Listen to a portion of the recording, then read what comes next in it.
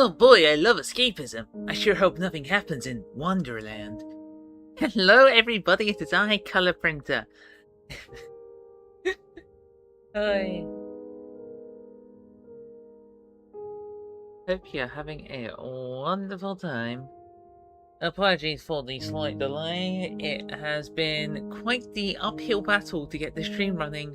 I've had to update the game. I've had Windows randomly start updating, and that knocked out all of my freaking audio equipment, so I then had to reset up all of my audio equipment very quickly. It's been quite the mess.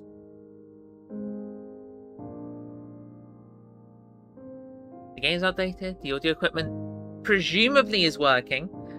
I can hear and I can speak, so it's good enough for me.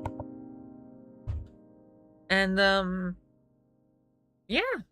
Welcome back to Our Wonderland. Okay, music can stop now. I'll get the game muted. So, previously in Our Wonderland, I cried. Gainzo got just straight up killed. Life posting made me really want JJK. Oh, I need to get back to that. I've just been so busy. Alright, where's that Google Doc? I need that Google Doc.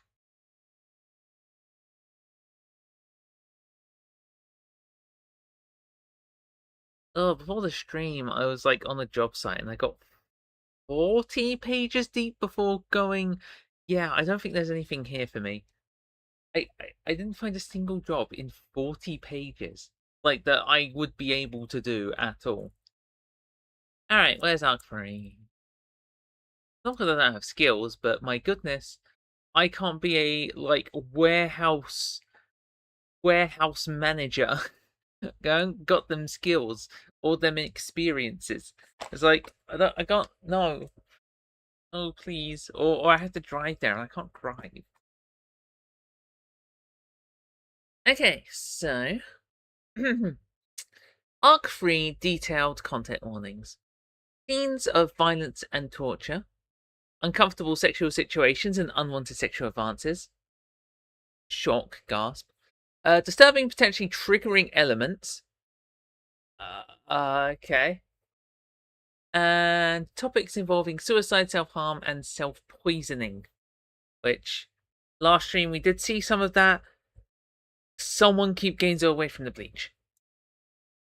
Last episode, I got recorded somewhere. Give me a second. Just an app that I got the track. I watch stuff on different stuff, so I just have a separate tracking app. I was watching on Netflix because that was what was available on the TV in front of me. Huh.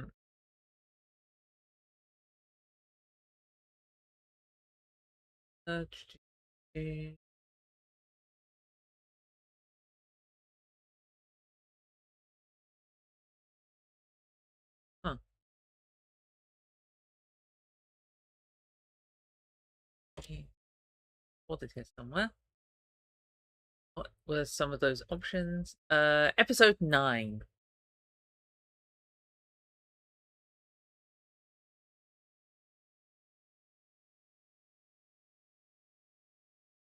Okay.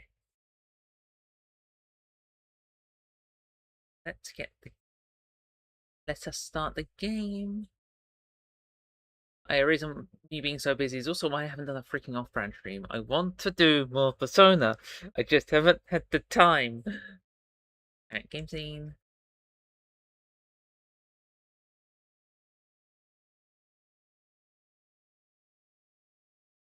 Okay, it's really awkward because my, headset... I've had to plug in my headset because I forgot to charge it last night. Any standout characters?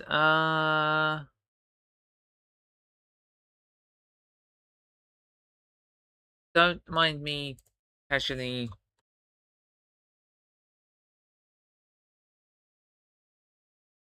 Don't mind me just casually pulling up a character list to make sure I get the names right. To be fair, I don't think I remembered the names of the freaking like Persona 5 characters until I was about 75 hours in. I'd like to point out my playthrough was 80 hours. I was at the end. Uh, I mean, definitely Gojo. I um, I mean, also Ichidori, but yeah, protagonist. An important character to remember is a subway slammer. That is true. That is entirely true. Who up slamming the subway?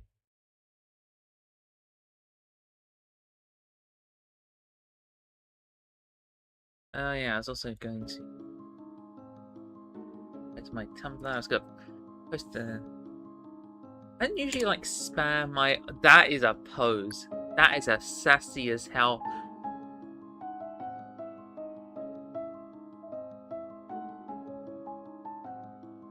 Sorry, if I opened Tumblr and got like more trans Spider-Man art, it was not. It was just really weirdly placed. It was just really, really perfectly placed art stuff. Oh my god.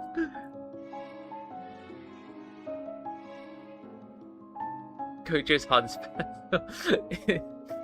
1,000 chapter length long battle against a subway slammer and chapter 5,620. Oh god. Oh. I felt like starting JJK was a mistake. New gender, same menace! Oh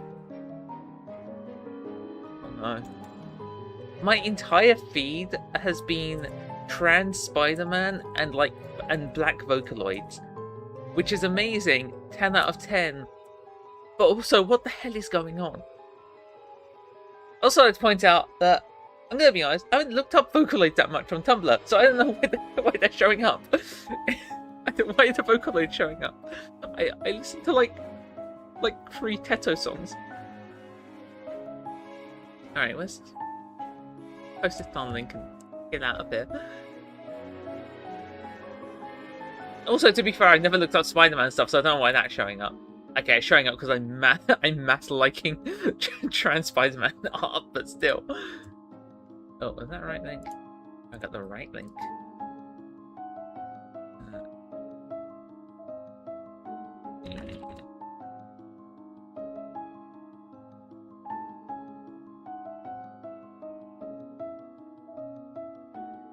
I like wow,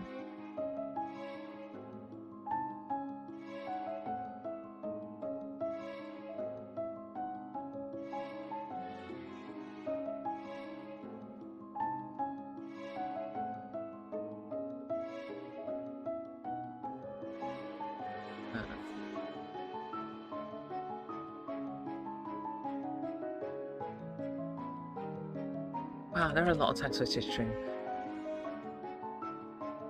That wasn't correct. I can't.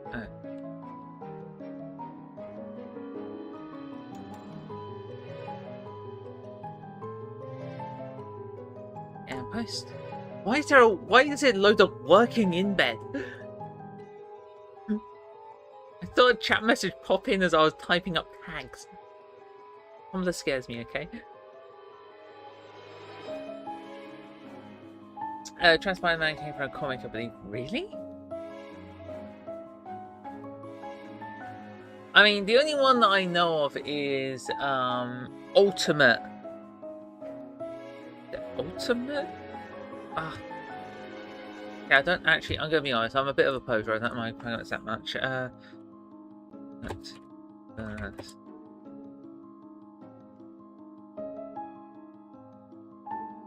Yeah, Ultimate Universe, Jessica Drew was a clone of Peter Parker. As you do.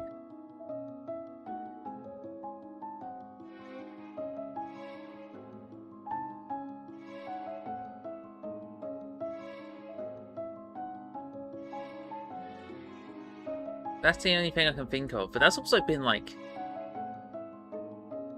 you know.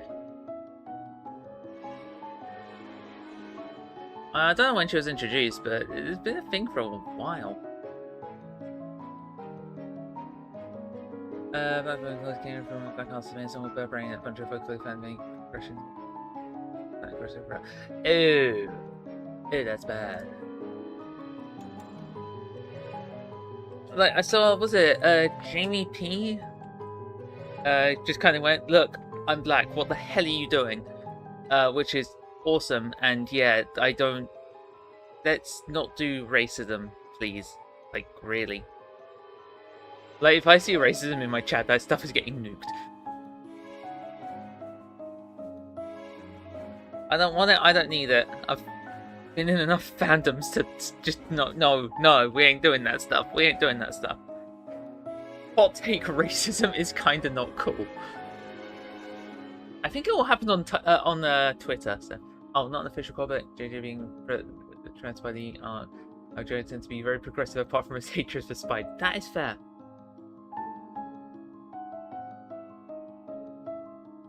Doing something Nazi, bro. Okay. Let's not get into that, please. let's not get into that. We don't. Look, I don't want to talk about the fact that I kind of have to like vet like a lot of people that I follow just in case they might be racist. Thanks, community.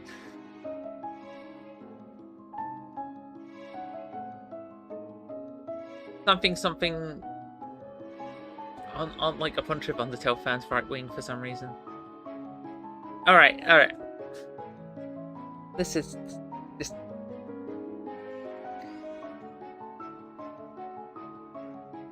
Just for context, I'm giving a disappointed sigh while my forehead is just on the tip of my fingers in like a very disappointed look. I need to stop talking. Let's get started. Yeah. Let's just get started.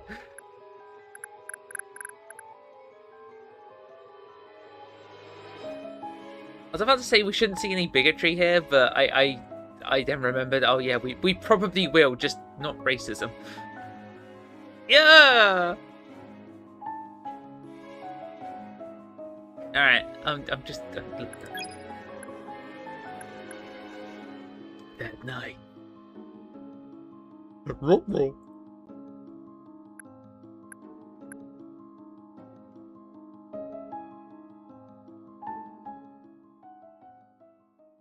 Yeah, ugh. I'm hosting a I mean, Maiden, I'm gonna be honest, you're probably gonna be completely passed out for this, but I'm hosting a movie night on the Stream of Molrcore server tonight. Be in 5.5 hours. That's about as long as I have.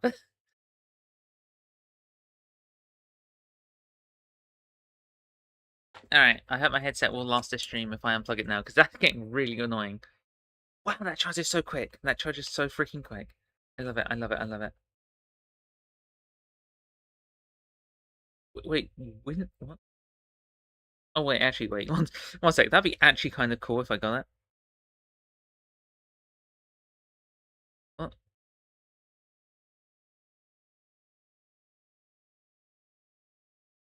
I don't have my password for this.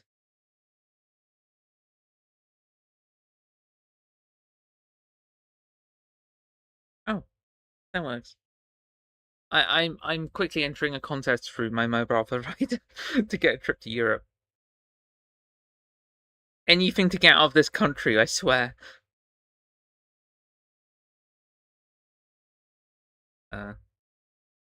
Load. I type. I type the password. What do you mean?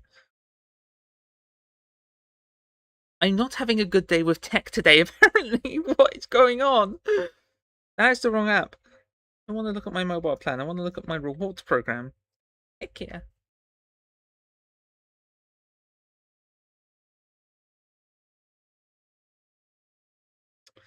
Oh, apparently I'm not allowed to log in anymore.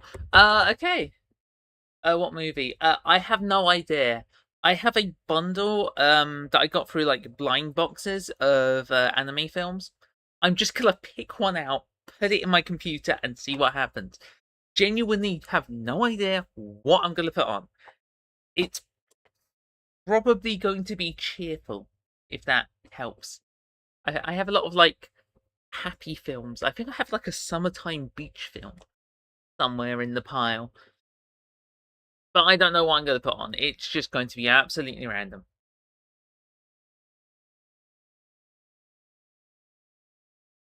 Make a joke naming an anime movie if I knew any.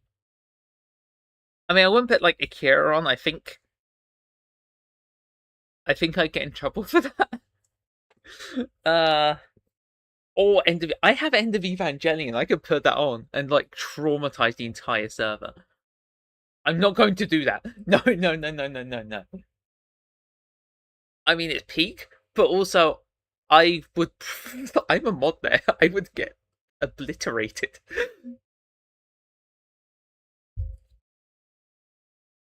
I sure hope nothing weird happens in the hospital. Hey, hey, hey. That happens in this. Wait, does it happen in the series? We'll get to the game eventually, okay? We'll get to the game eventually. I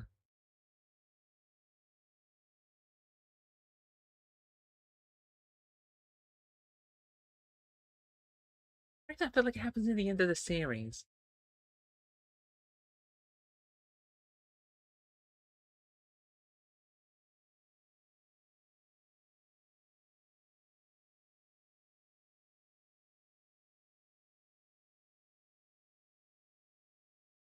Yeah, yeah, it's not part of the film, it's part of the series. I'm thinking about what happens to Asuka, and I will point out I was watching it with Hales because I was forcing her to watch it because I wanted to force her to the cinema to watch another Evangelion film, and I it's the only time. Yeah, I think it's the only time I straight up like screamed out of fear at gore, as opposed to the only time I've ever gagged at gore, which is this game right now. Not right now, but I yeah no this there is a scene that is straight up nah, which could be fun to get back to. No, yeah, End of Evangelion has an absolutely horrific scene. Evangelion is still sitting on my radar because I see it top of the fan circles. I've said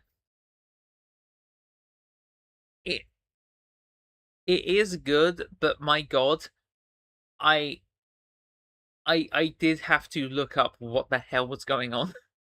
Like as a turn your brain off and just kind of observe type thing is really good, but having explanations come from the PS2 game of all things about like actually what is going on here, I don't know. I don't know. It's good, but it's in like the trifecta of what the hell is going on. In anime, and I have watched all three. You have the Shonen Evangelion. I don't know how it's a Shonen. It's so messed up.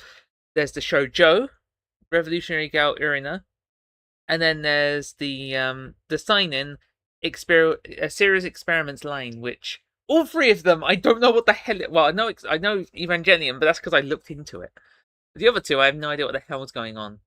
I think the creator of Revolutionary Girl just kind of, if ever asked a question about it, just shrugs his shoulders, which is amazing. Also, didn't watch Evangelion, even though, which is even funnier that they are so similar and often grouped together.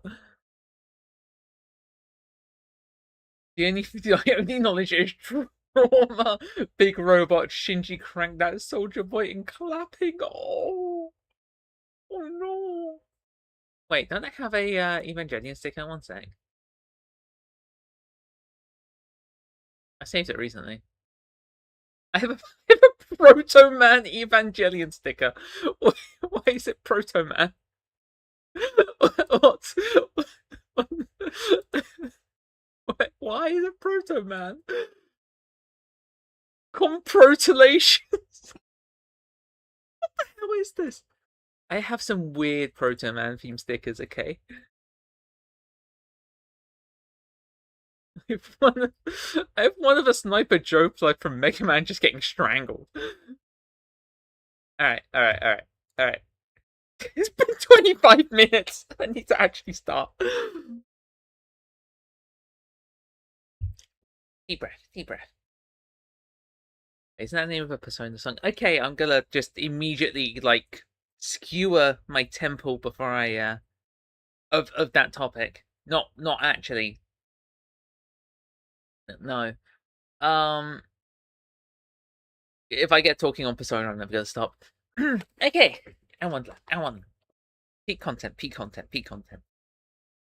Arc free, arc free, arc free. I get back to my apartment a bit before dinner time, but even in the back of my safe familiarity of my home, I stop thinking about all of them.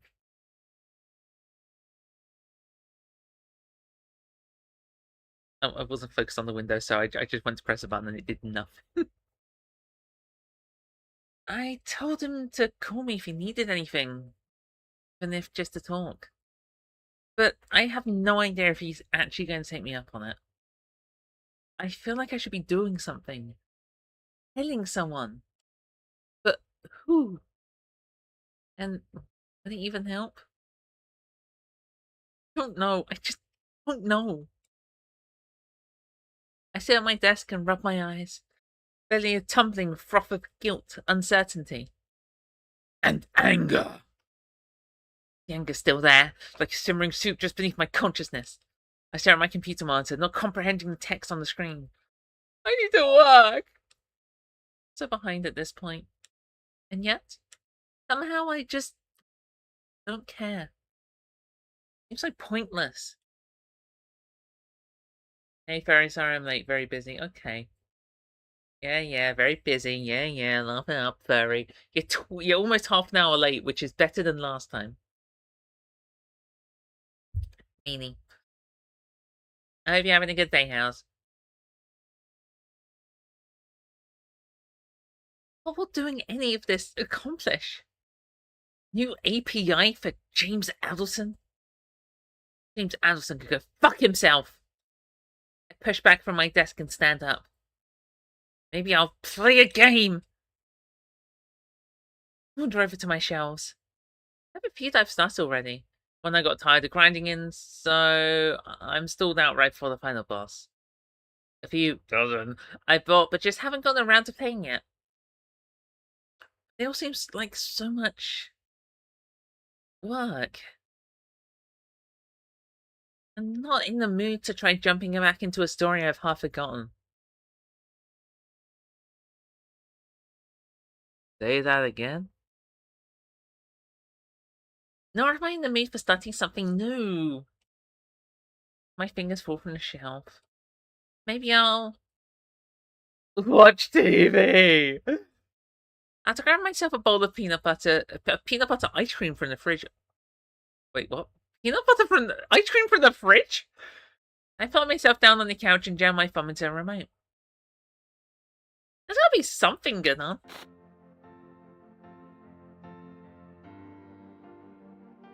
I can't take it anymore. I never thought I'd stray from Natasha, but I can't control myself when I think of you. I must have you. Hey, oh no! No, I'm not thinking with that one. No. She's still the one for you. And with Shaylee's daily use lets you be ready for any time the moment is right. Oh. What the hell is this? Last week on Big Male Sibling, things got hot and heavy when Veronica and Carlos found themselves alone in a hot tub.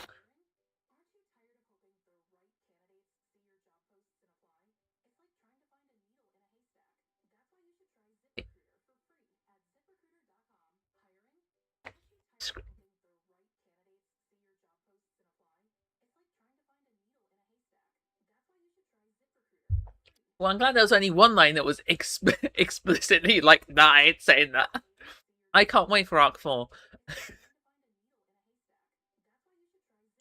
Just for context, let me double check.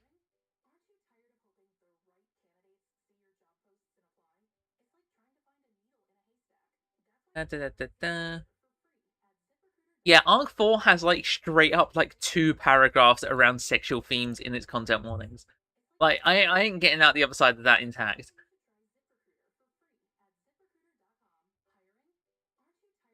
Oh, alright. I let the spoon bob up and down between my lips. Then switch over to. I'm sorry, we have a parody of Netflix, but actually just straight up the Shawshank Redemption. What? Huh? And start the Shawshank was what? Then switch over to Netflix and start the Shawshank Redemption for probably my 100th time. I send further and further on the couch throughout the course of the movie. Still, by the time the credits are running, I'm slumped over with one leg pumped over the back and one hand hanging over the side, barely keeping its grip on the empty ice cream bowl. I'm late. Oh, I'm so tired. Wait, is that one of the emotes I use? Is that one of my stickers that I Thank you, Maiden, very cool. Almost, it almost is. I think the eyes are correct, but the mouth no, it's not. I think your face is similar, but it's got like one brow arched. Like in a like Reagan-y kind of expression. I can't help but feel like there was something I was supposed to do. Something important I should have been thinking about. Even that feeling is quickly drifting away. My eyes droop. Somehow my half-lit gaze goes towards my messenger bag slumped against the far wall. Getting my flicks. Like, all right. Wait, why is it? I swear I see it move. I'm too tired. Too tired to care. Right now, all I want to do is leave.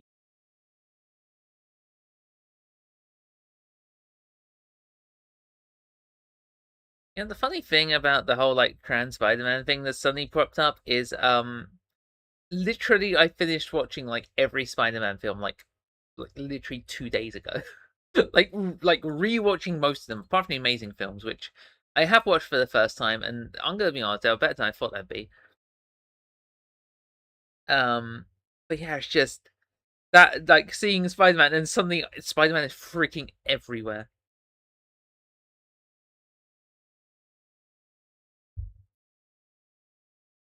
I end up dreaming. I'm in the woods and someone's calling me. I chase after a voice in the darkness, but every time I think I'm getting close, it comes from a different direction.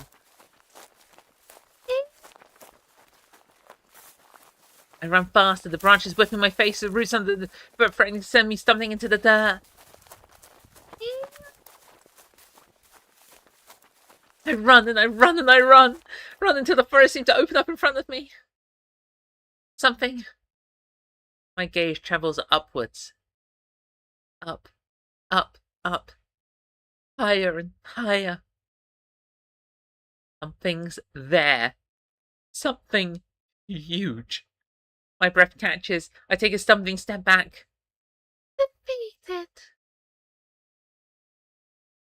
Defeated? How the hell am I supposed to defeat this thing? It's the size of a... I hear it snort. I don't remember that sound effect. I see it rear back. Something's coming at me. I barely have time to leap out the way and hit the ground with a bone-crunching thud that takes my breath away and makes my vision swell. There's no way! What am I supposed to... I feel something in my hand. When I glance down, I see a doll. A tiny doll. Sitting there limp in my palm, its button eyes staring up at me. This is... In that moment, it sits up. First its limbs jack to life, then its back raises, its head lolling forward. Looks me straight in the eyes. Please, kill me, Iggy. My car's been set up, and now I'm back on the couch and the sun reflecting off the window straight into my eyes. I groan. Fuck! My body feels like it was stuffed in a trash compactor, and my ears are killing me from sleeping with my glasses on. As a fellow glasses enjoyer, what? I don't get that. I also need to have my lenses like double thinned because they are freaking chunky. It's probably because I had terrible screen usage just when I was younger. I say as if I haven't streamed for like 13 hours in a row.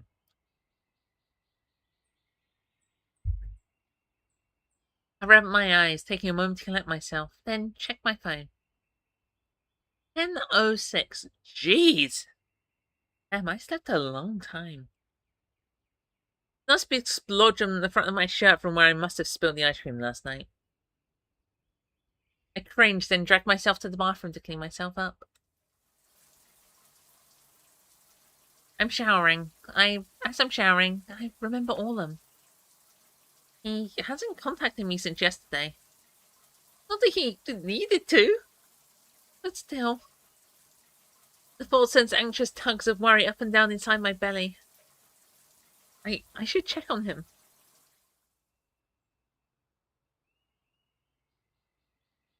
So once I'm done and back in the kitchen, I start for words. So once I'm done and back in the kitchen, I start the comforting percolations of coffee. I pull out my phone and give him a ring. It cuts the voicemail after the 5th dial tone. And already inside of my cheek, bubbles of worry starting to turn into a froth. I tried twice more, once enough within 30 minutes, then again forcing myself to wait a few minutes shy of an hour. Fuck. They say he misplaced his phone yesterday. He probably just hasn't found it yet. After a whole day? Maybe by now he's found it. Maybe he's sleeping. But it's afternoon already. No known facts about me, but if it's a Saturday, I don't trust Hales to message me before 1. I stretch the back of my neck so hard I wince. Something's wrong. Before I fully comprehend what I'm doing, I grab my shoes and keys and heading for the door. Just know I won't be able to think clearly until I make sure he's okay. Everything goes dark. Die.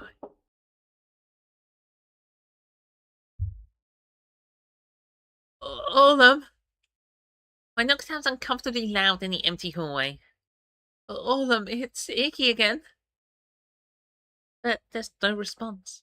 But nobody came. After 4, 5 knocks, it remained shut. And when I push against the discomfort of looking like some kind of stalker to press my ear against the door, I hear nothing. No sounds of shuffling.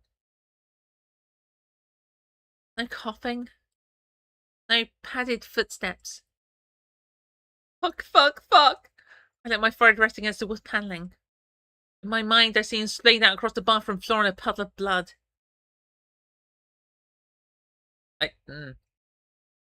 Ridiculous. Orlam would never. I knock again, more frantic this time. Orlam, please, if you can hear me, make a noise or something. My ear goes back to the door. Straining. There's still nothing. Not a single peep. So I did the only thing I could think to do. I swallow my building social anxiety. I marched down to the main office of the apartment building. It's a small office. Not much more than a desk, some shelves, a few cupboards. I can't open up the don't you dare. Don't you actually dare. Oh my god. That's not alright. It's a serious subject matter.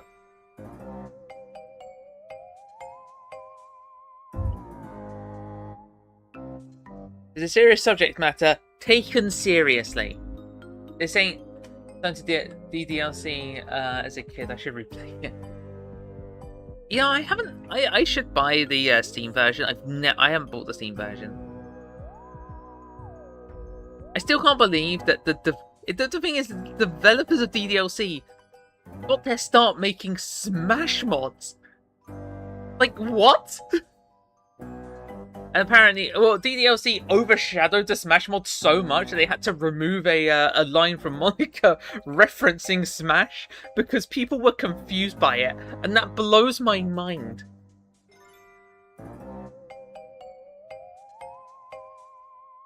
I'm quite sad because they gave up. I think it was them. They just kind of went, yeah, we're gonna abandon this now before they made a PAL version. So I was never actually able to play it because I live in the UK. I can't play it. I didn't have an American copy of Smash to freaking mod. I've done anything new apart from the DLC Plus. Well, let's look up. Let's look it up, please.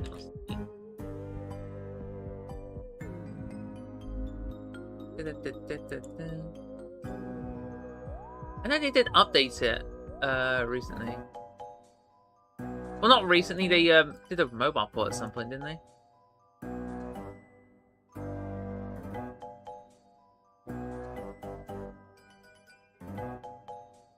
They...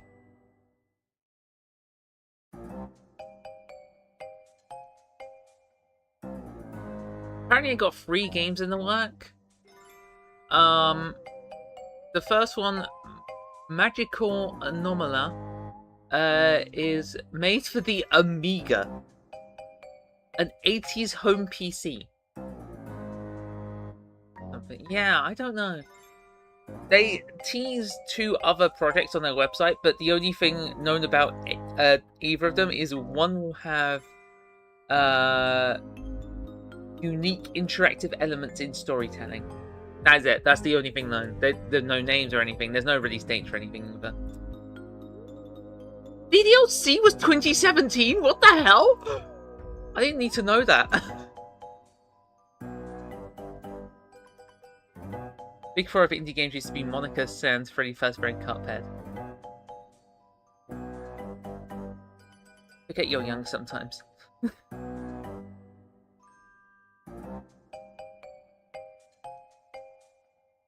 My ass playing freaking Off and Cave Story. Oh. Isaac. I'm gonna be embarrassed to say that I can't think of a 4th one. Surely gotta be a 4th one. Isn't just another Flash game. Sorry. Yeah, quote from Cave Story, the batter from Off. Isaac from The Binding of Isaac.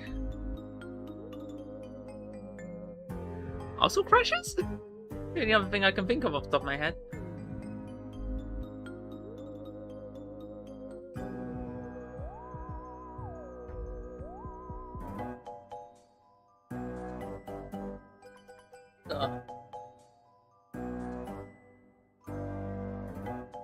The Cuphead? Will I? I don't know. I feel like A Hat in Time was more popular than Cuphead. I'm not saying the Cuphead's bad in any way, but I saw more references to Hat in Time, like Hat Kid and that. Been playing Binding of Isaac recently because of my blood being hot. I remember I used to play the 3DS edition going to 6th form. So it would have been like 17.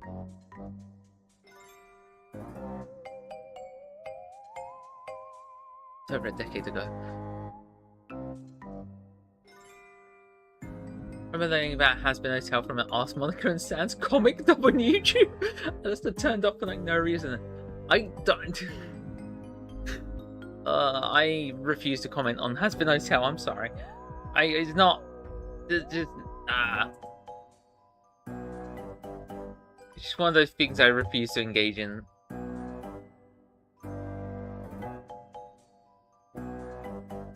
Like, I pretend to not engage in Homestuck, but I obviously do.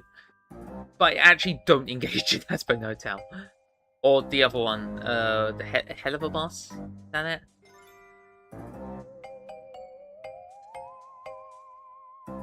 Is it the wolf girl called Luna? The only reason I know that is because, look. Ponies. the only thing I've got. I used to get her boss not much now. Wait for season 3 and 4. The only thing from Spindlehorse, is it called? Yeah, the only thing from Spindlehorse that I ever watched was the Homestuck pilot.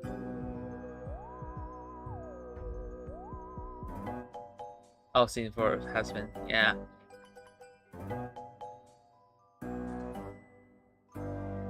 I'll put it this way, as a pilot to get people engaged with it, I think it was good. As an act, if it was a glitch pilot where it's yeah, this is the first episode, no. Just no. But as an intro, a basic, this is what it's gonna be like, I think it was okay. Insert non-TTS Toby Fox voice here. I'm John Egbert. Okay. Homestuck pilot, the power of Undertale Deltarune, Homestuck and Heatherverse, three arguments with controversial fandoms ever. Oh, yeah. Homestuck, am I right? You know, I managed to avoid Homestuck for the longest time. Unintentionally. I didn't even know it was a thing for the longest freaking time. I don't know how, because I was aware of stuff like Super Hulock, and I'd never even seen Supernatural. Homestuck was complete miss. I think I may have seen a single reference to Dave Strider in something, and that was it. And I wouldn't have known it was a reference to Dave Strider, because I didn't know what Homestuck was.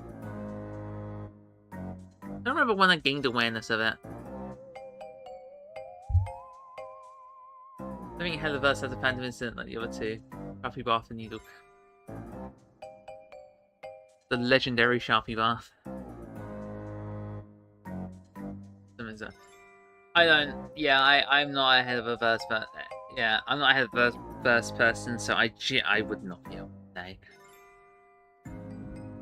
It's nice seeing a fandom that I'm not in being one that's yeah, that's oh good. I was a Sonic fan in the 2010s. Oh god.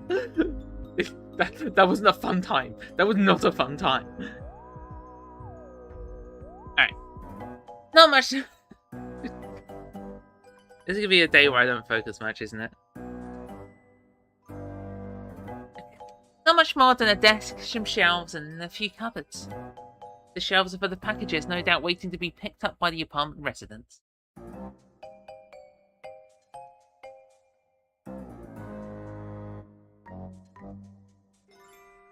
You look different. I'm pretty sure you look different. Your style is different. I think you look the same, but your style was different. I don't remember you being... but I think you might have been one off the shoulder before. Question is, can I be bothered to go look through your game file? There's a woman inside reading a magazine at the desk. Wait. What do you mean? Looks cute. Standing out one.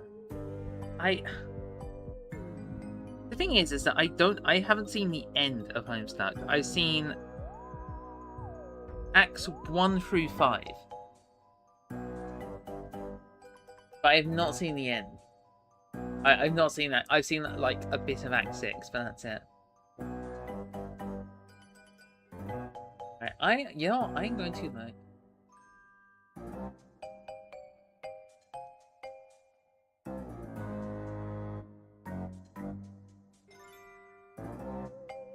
I'm gonna look for I felt a visceral reaction seeing this character. What that reaction is, I'm unsure.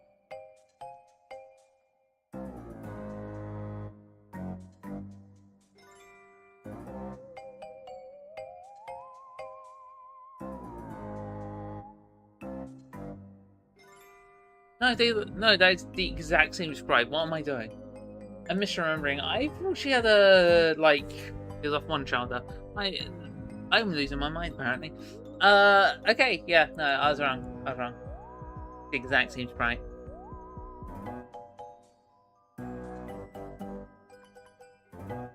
Well, she still has that fit on there. There's a woman inside reading a magazine at the desk. I think it's a positive reaction.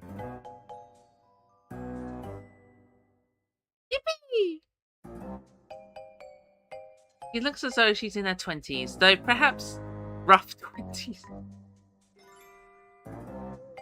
Her eyes look tired and her posture reeks of a complete surrender to apathy. Dang, it's like I'm in the game or something. She barely looks up at my entrance. I tap the tips of my fingers together, all of a sudden losing the initial gumption I had on my trek over. Her gaze wanders back up. She blinks. Can I help you? Yes, it's that my friend lives here and he's not answering his door and I'm worried about him. She stares at me for a moment, then returns to her magazine.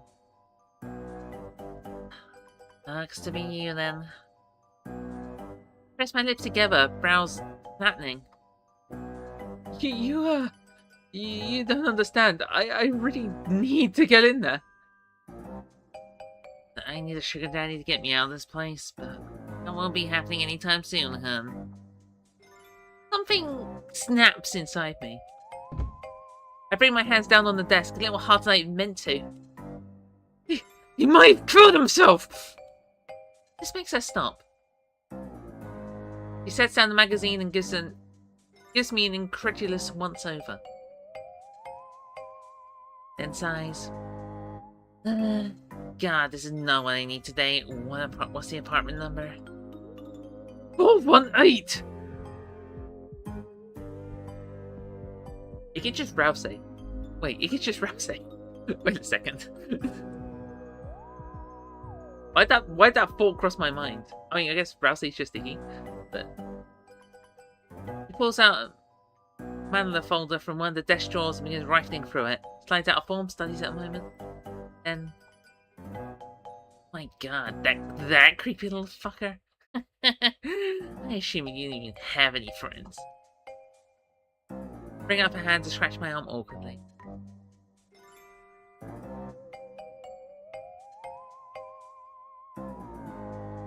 I like the Our Wonderland art style, but I think someone throws me off as the ears. Not an insult to Our Wonderland by any means. Yeah, I mean, I get it. Whenever I draw Our Wonderland, the thing is that my usual style doesn't have ears.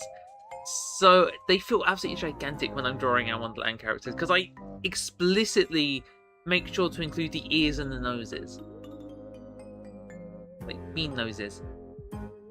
Whenever I draw Our Wonderland characters. It's kind of weird to draw, to be honest. I like drawing them. But, yeah. He's so gross. It gives me the heebie-jeebies every time he comes in to pick up a package.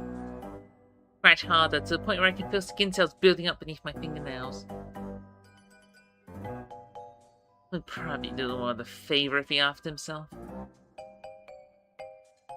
You know, I'd really appreciate it if you found the commentary!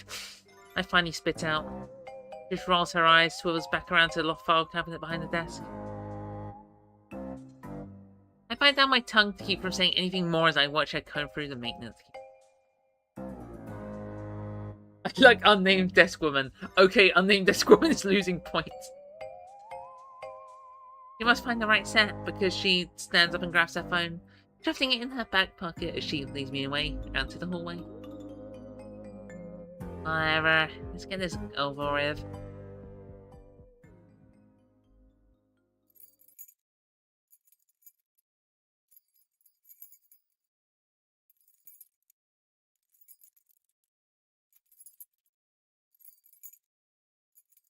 Once back at all of them's door, the nervousness renews and it starts across my deck.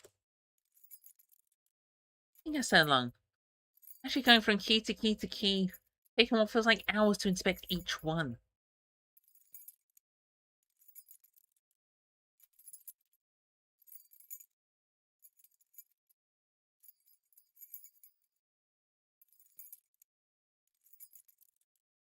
I shift my weight to the right, to the left, wipe the cold sweat dabbing the skin on my forehead and throat. Oh yeah, duh. Especially one of the keys into the lock. It opens with a dull click. I put the door open the rest of the way before she has a chance to pull the key back out. All of them! With 2 large steps, I'm inside. The cluster is the same as yesterday. along with the smell. I rub my fingers inside the damp palms, look around. Autumn, are you here? Main room's empty.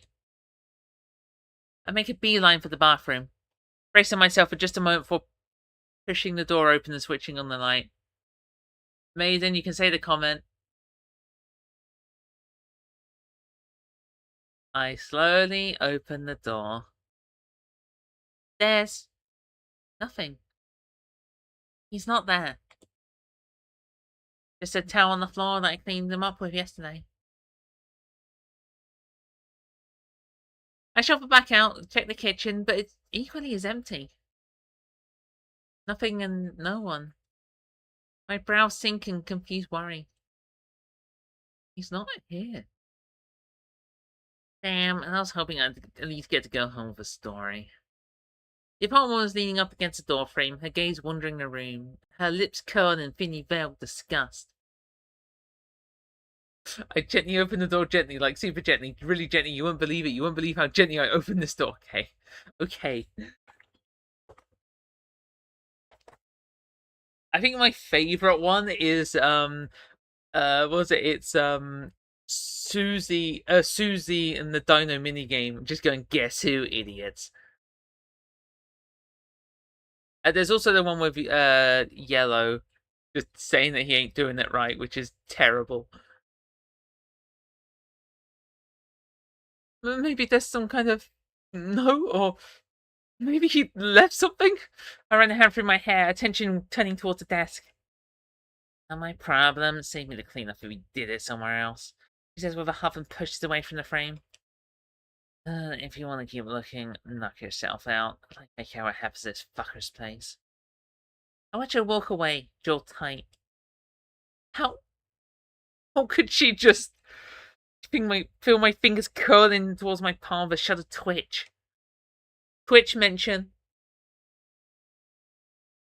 I can't wait to beat Gasto in Chapter 7 by porting Monaco.char over to Deltarune. I wonder if it will accept the free version. I mean, I hope that I can send the journal program from One Shot over. Oh, I mean, if you haven't played One Shot, I highly suggest you play One Shot. It's great. If you can play it on like Windows, I highly suggest the original version. The World Machine Edition's good, but I kind of feel like it loses something. Well, it's good to play on Steam Deck, but it definitely feels like it loses something compared to the original.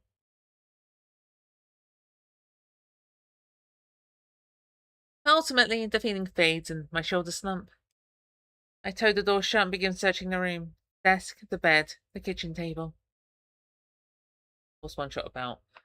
You are a god guiding a cat child who holds the power of the sun in the palm of their hand through a dying wasteland.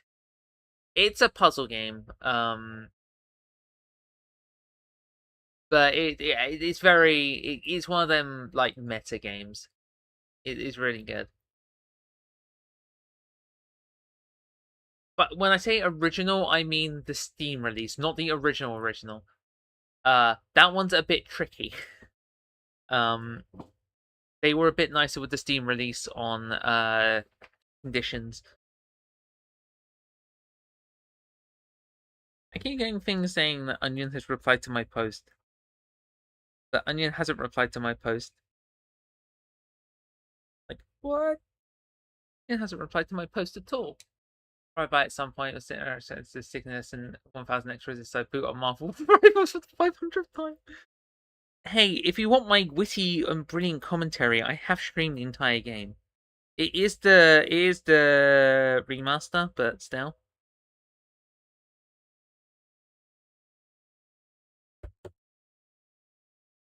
Okay, that Chris Deltarune art I did is, by my metrics, popping off, which I like. And by popping off, I mean it's outdone most of the Our Wonderland art, so that's pretty good for my Tumblr account. Where are you gonna get to my Steam library? Probably P. Yeah.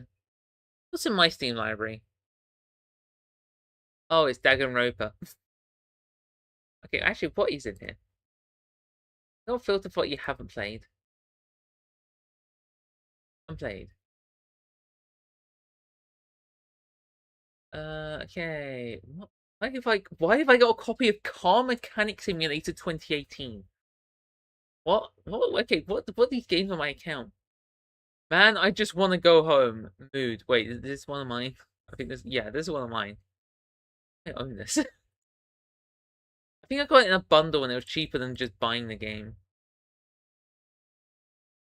Right, I was gonna buy Sushi Robot Invasion, and there was a bundle that was cheaper than just buying the game, so I bought a bunch of games. Ever 2, Slaughterhorse, Mare Quest. Quest was fun. The DLC not as fun. Wednesdays. What is this? Okay, some of these games I genuinely own. I have no idea what they are.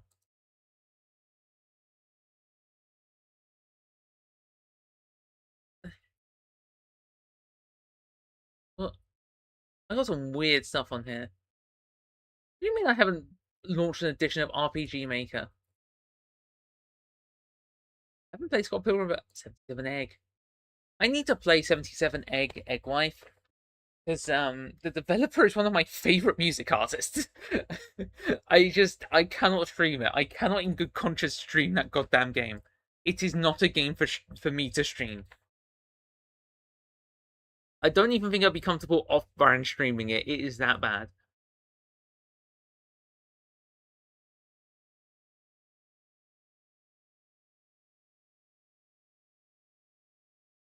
I've never loaded the Mondili soundtrack apparently, which is sad because Mondili is actually peak. I have Haito Boyfriend. I have the first 3 Monster Prom games. I went for a phase of buying a crap ton of VNs and then just not playing them. Uh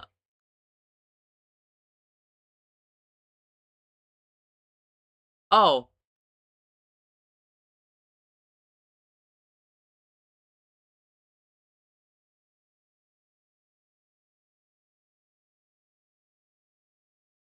Look, maybe one day I'll get through it. Maybe one day I'll play Danganronpa and Monster Prom. Why? I don't remember what. Haito Boyfriend I know is a joke, but the rest of it I don't know. I own Faith. I should probably play Faith. It's going to be really good. It's a New Blood game, and I do like Ultra Kill. I am a fan of the Ultra of killing. I for a long time thought Danganronpa was Danganronpa. Dragon Romper and dragons was related. One thing you mentioned unemployment leads people to underground fairy kingdoms. I mean, we can consider freelancer type of unemployment. Let's stop. Let's stop talking. All right. But there's nothing. No hint of anything that might tell me where he is. Everything looks exactly the same as yesterday.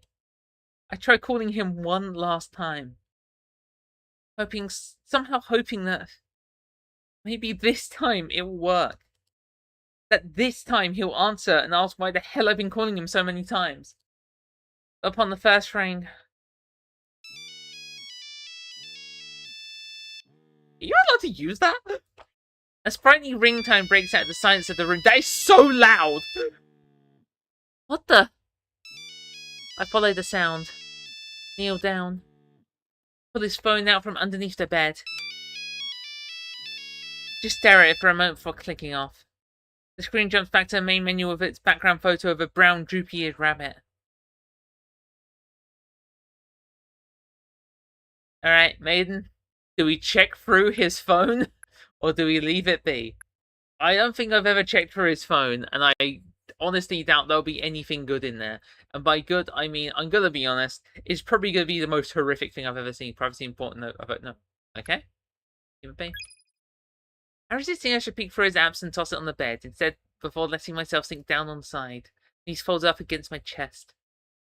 I don't know what to do. I don't know where he is.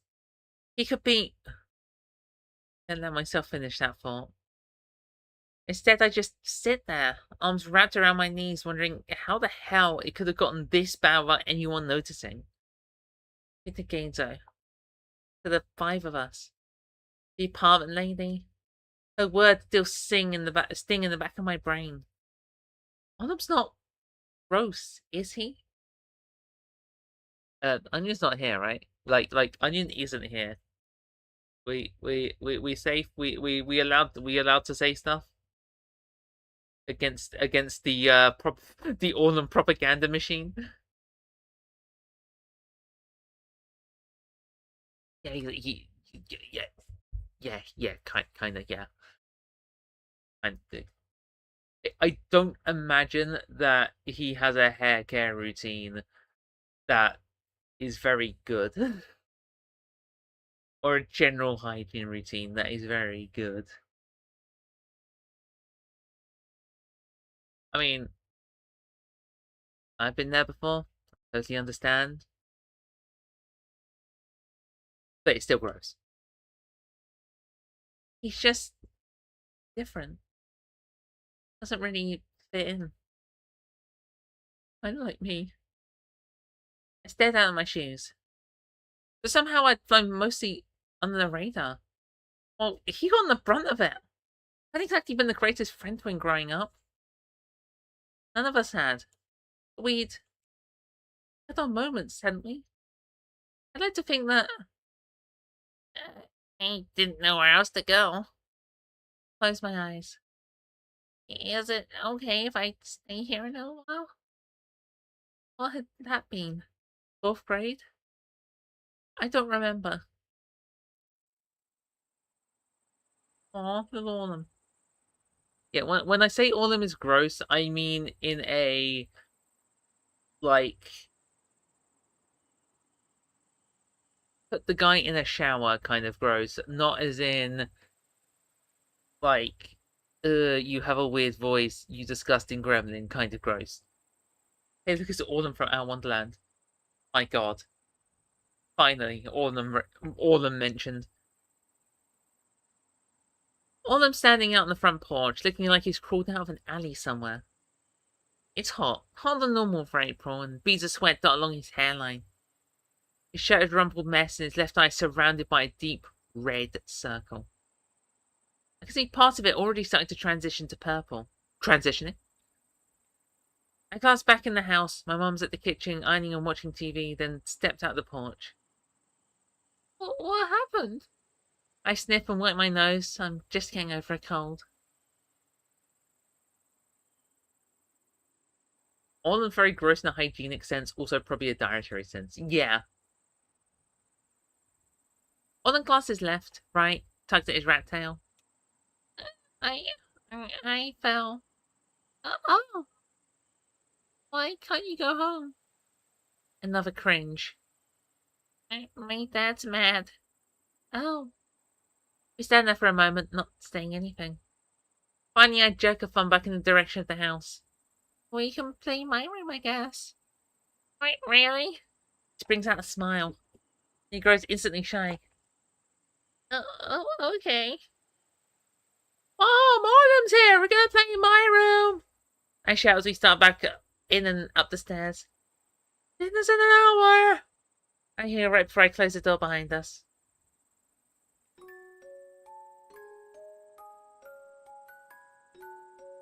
Okay, before Autumn came in and covered that up, there was totally a box of Lego there. Wow, you have so many toys. Oh, wow, you have so many toys. Autumn picks at his nose. Oh, I don't play with some of them anymore. My parents don't let me have any toys. No! I sit down in the middle of the room and Autumn follows hesitantly behind.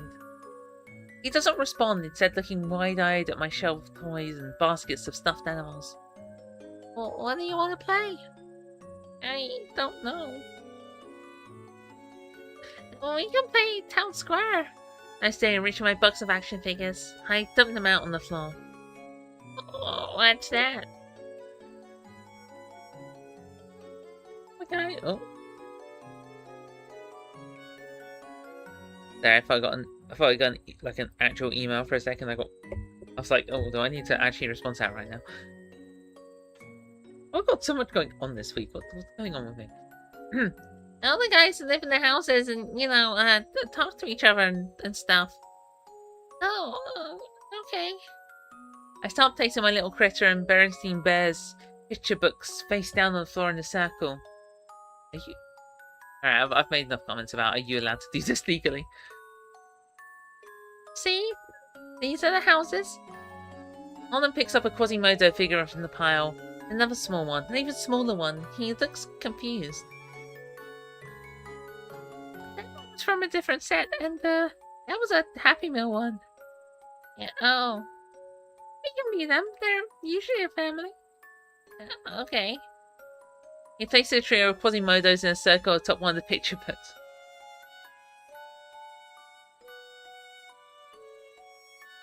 Quick! Onion's here! The jig is up! Scram! Did you miss? I mean, maybe probably writing up a comment right now, but Orlum, you missed a surprising amount of surprising lack of Orlum. We saw the unamused 20-year-old that said that Orlum should like kill himself. Yay!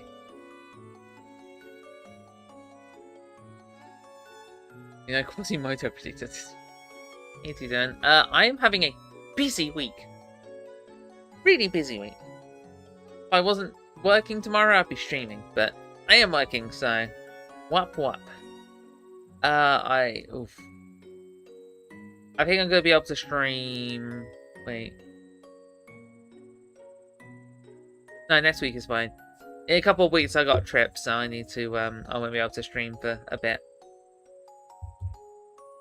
As a bonus, I might be able to drag Hales into a stream.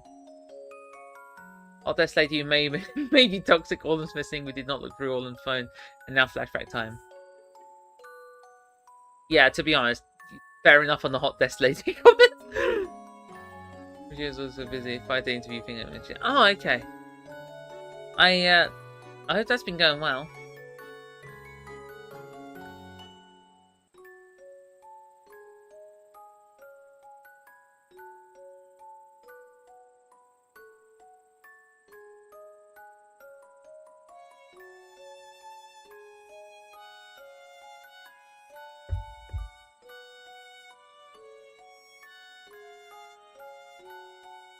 And 25. Oh, okay. Well, I hope that goes well. Tuesday. Yeah, I hope that goes well, and I'll be thinking of you on Tuesday.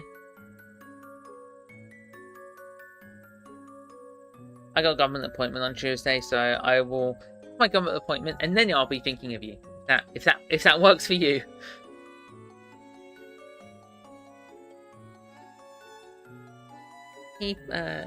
I start sorting through the rest of the figures, assigning them various groups based on what movie they're from.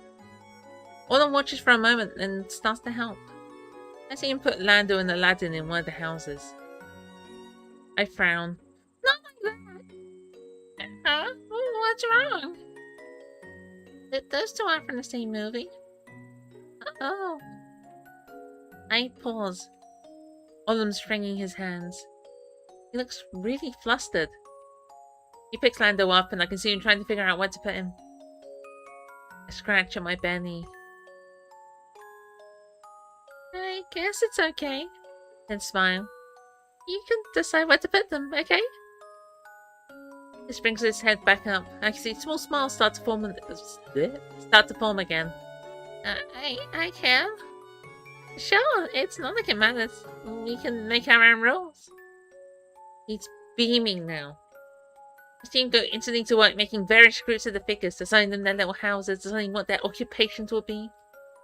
We spend more time setting up than we do actually playing. Me, whenever I mod anything ever. Apart from that one time I modded Like a Dragon Gaiden, that was a fun playthrough. But that's one time. And that's because it's a small game, so it's not actually that many mods. In fact, by the time we have all the system of government outlined and have finished cutting out the small golden bits of paper to act as money, Orlum's eyes starting to droop. I see him yawn. You're tired? We can take a nap. It's okay. Okay. I stand up and step carefully around our extravagant city to reach the bed. Yeah, man. You can even hold Pink Bunny.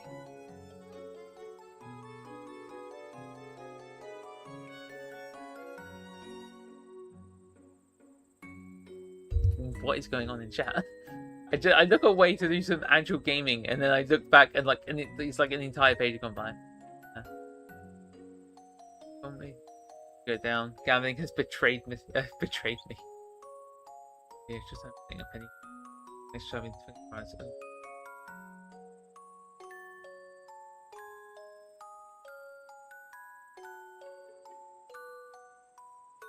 Me on my way to spend more time modding a game before playing half an hour than deleting everything. Play for 30 minutes, quite splendid, then never feel like it. Me when I set up an emulator on my Steam Deck.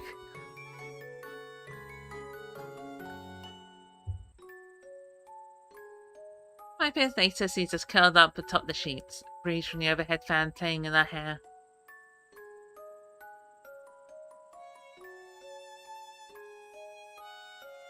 Oh, little figures. Was this different? I still have the clip. I got my old VOD up. Yeah.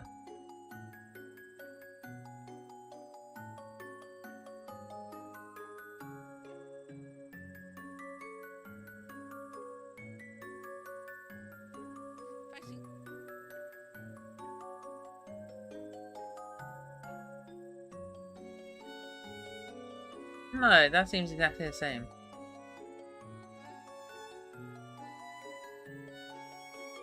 Yeah, I think that's exactly the same.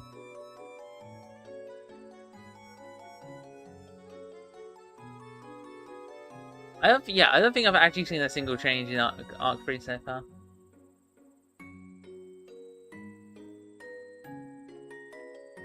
I mean, Arcs 1 and 2 were like the main focus of the remaster, but I'm kind of surprised.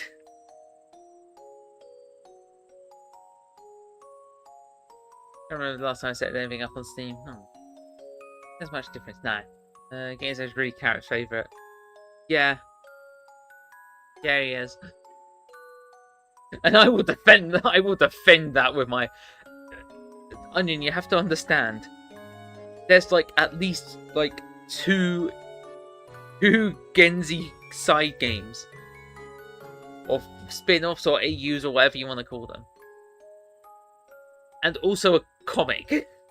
Like I think Genzo and Iggy is kind of the pairing. Carrot really loves Genzo. Are you referring to that Tumblr post where they just kind of went, "I love Genzo Ichihara"? Not even Iggy, yeah. Which, to be fair, damn right. I'm talking about Tumblr post.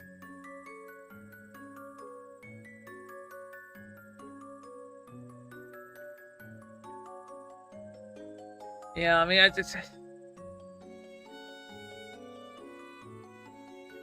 I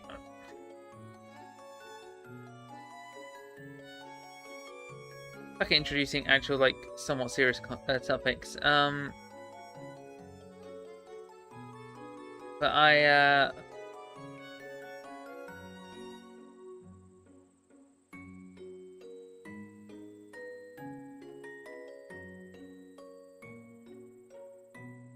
yeah, the stuff that's happening with like I think is it Instagram that is happening on? The volume is quite high. Okay, I'll turn it down a bit. I did turn it down a little bit, but yeah. Yeah, I think it's happening on Instagram, and it's like why? Yeah, apparently people don't like Genzo because he's fat. That's why I'll always be on the Tumblr side of things. Try finding out one of that stuff on Instagram, can find the yeah, I don't use those services. I've just seen a a while ago Our Wonderland did a let me download this. A while ago Our Wonderland did a oh, not Our Wonderland, but Carrot did a kind of art contest type thing. And it's kind of the spark that started me like drawing and stuff again. So I am immensely thankful for it. But one of the things was that you would get a character portrait, and I have quite the freaking. let me pull this up. It's so silly, so freaking silly. So I drew this on my phone, like 2 years ago. About 2 years ago, I think. Yeah, this is the reference sheet that was provided of my character, because I didn't have one because I hadn't drawn anything in about 8 years. This little freaking thing, it's so weird to see now, especially given the art I've been posting recently of like freaking realistic Chris Deltarune and stuff, and yeah, it's so weird. Unfortunately, Art Fight is not in a kind of time where I'm usually drawing art, but yeah, I mean, to be fair, what came out was absolutely fantastic. It's sick. Definitely have it somewhere. Come on, man.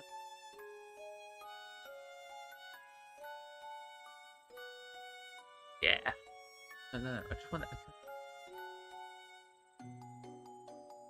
I did. Add a new. Able to get. Yeah, I got this lovely bit of art out of it. So, by the way, Carrot's a really good artist.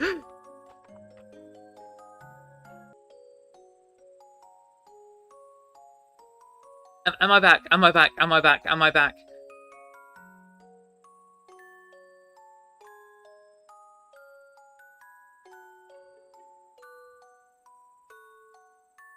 I think I'm back. Okay. Apologies for that. The network switch I have at my desk, the power, the plug, came out the socket, so I had to push it back in. Whoopsie. Okay, good.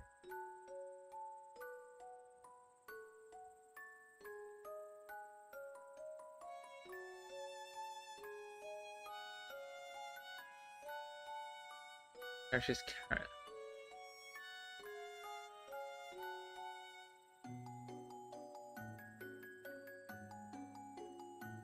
Yeah, Carrot is absolutely wonderful artist. Alright, let's get rid of them. Yeah, no, absolutely like brilliant art. No matter what they're drawing, it seems. 50 carrots by the corner. I mean, if you're getting like multiple comments, if you're branching out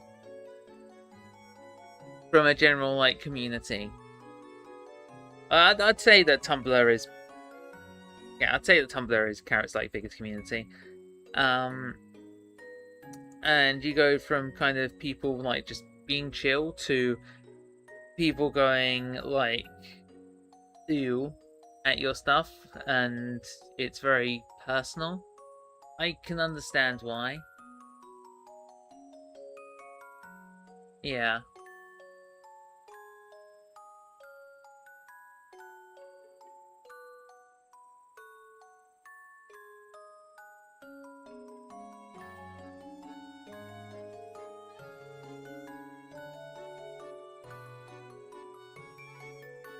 Yeah, I mean, I don't know him personally, so I can't really comment on specifics. But I do like. I'd say I understand. And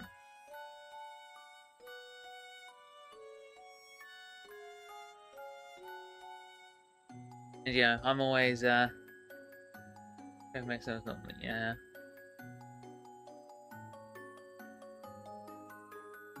I mean, if anything, I will do my best to be Our Wonderland's greatest supporter. Or just carrots. Like a supporter of Carrot and their characters. I mean, there was a time a while ago. I always try and be, yeah. If there is a reason for it, I will always make a prideful Our Wonderland post thing.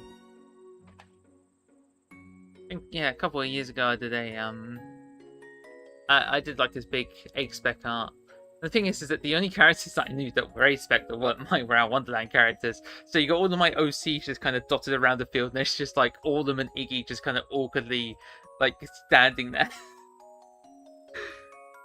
That was a fun project. I just really suck at doing art during summer months, which is also when art fight is. So I never do any art fight stuff. Anyways, yeah. Alright.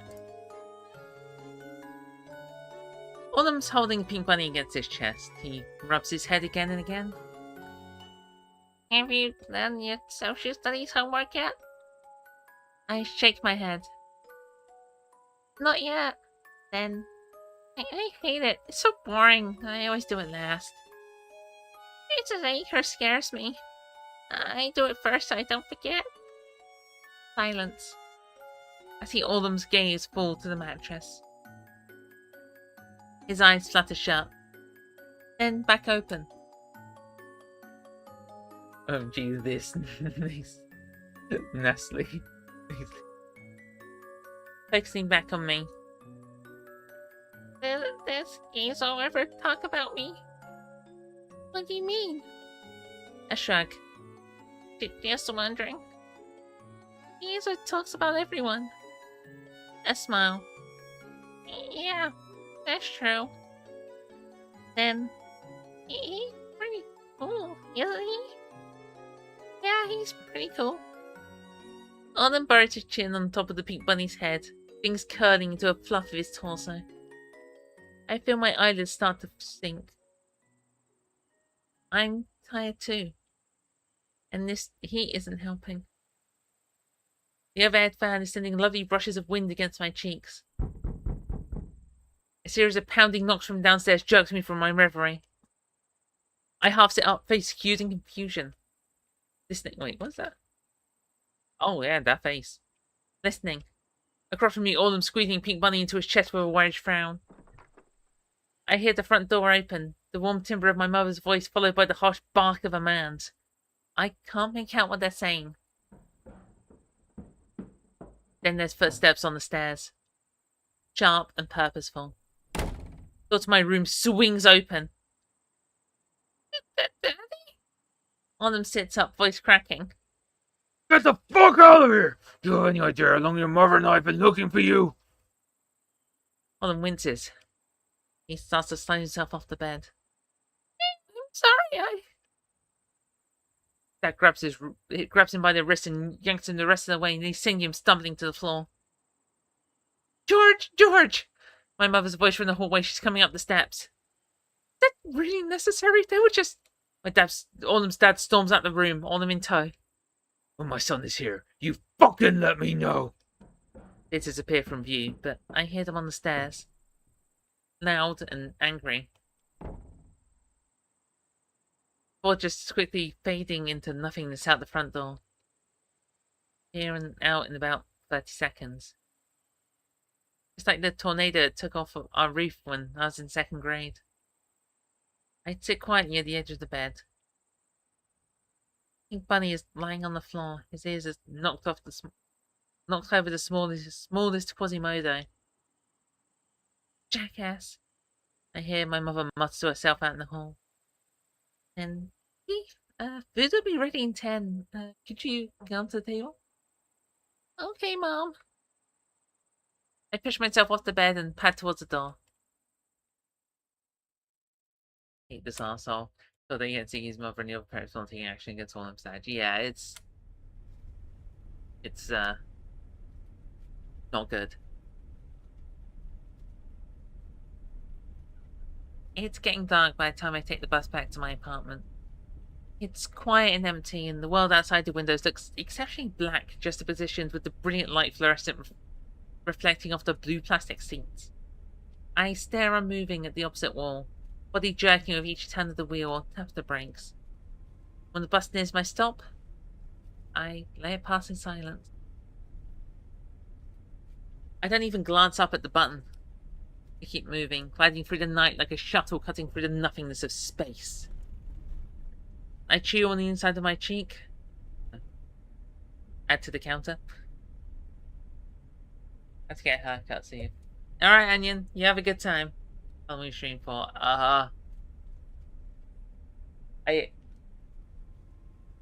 Probably another couple of hours, I'd like to say. It was a very slow start.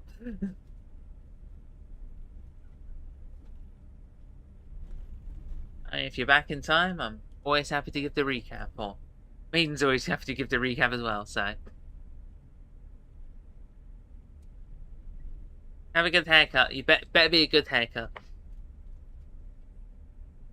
I'm not saying it better be a nice fashionable cut. I just mean it better be a good it better be a good cut.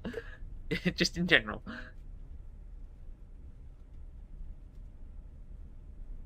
Another stop. Driver keeps us rolling without much of a pause, though I'd never considered stopping in the first place. My legs swing beneath the seat as we round the corner to the right, engine humming against the walls. We're almost there. Hit the button and stand up. In a few more blocks, when the bus finally does grind to a halt, I step out the door. It's dark. Dark and cold. The bus chugs away, leaving me standing in a circle of light beneath the bus's stop lamp. Where the hell am I? Funny quick sweep of my surroundings. I know.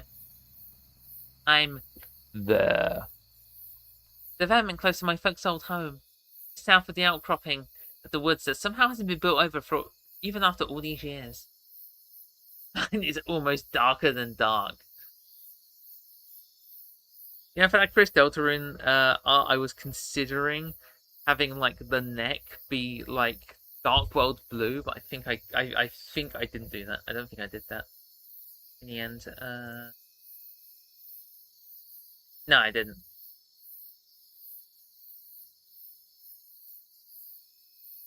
I thought I'd have to actually actually draw the Dark World outfit. I'm gonna be honest, that jumper was a massive pain in the ass to do, and I did not want to repeat.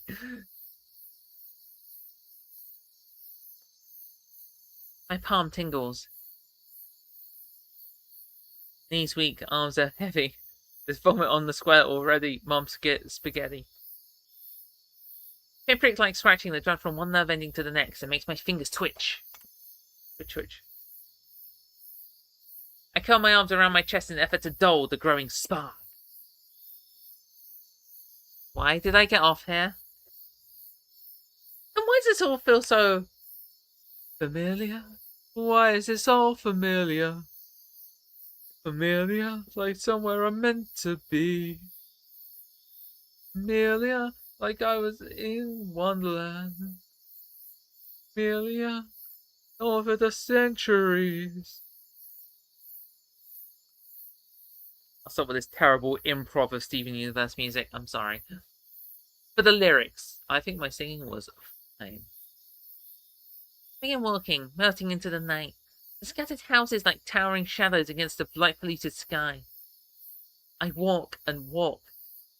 Walk until I reach a gap. The gap. The shop? The one leading straight into the vacuum of the forest beyond. I don't even stop, already tromping across the uneven track. Somehow this isn't new to me at all. Neither is the glint of orange floating at shoulders height in front of the trees. Stop for a moment, hair prickling upwards at the back of my neck. I feel my fingers instinctively curl towards my palms. Then march forward, heels digging into the grass. Hey! Hinter didn't even have a chance to turn at the sound of my voice before I grabbed him by the shoulder. Holy fuck! I felt his entire body tense beneath my grip. I swear to God, I've only got $5 on me, and I have the worst hygiene regimen you've ever seen. So it'd be the last person you want for a new skin suit. Roll my eyes and spin them around. Have you heard from all of them? Kenzo pauses for a moment, cocks his head, then brightens. Oh, Hicks, it's just you. Next time, make yourself sound less like a homicidal maniac. Run those pockets, Kenzo. Yeah, we're getting them $5. We're going to the diner with all of them. I don't say anything. You know, it's actually funny. I have felt like I expected you to show up. How weird is that? Here I am doing who the fuck knows what, then you show up doing who the fuck knows what. It's almost poetic, really. A real, toxic Christ on this celebrating fuckery. I doubt that Kenzo would know these words. I asked if you've heard from all of them. Kenzo pushes his glasses up his nose, smile unwavering. How long you know me for, Riggs? Would I be in a sanguine mood if his unique brand of nightmare fuel would seep within 5 feet of me today? I reach forward before I can stop myself. I think that's new. I think that's definitely new. Now I have to check.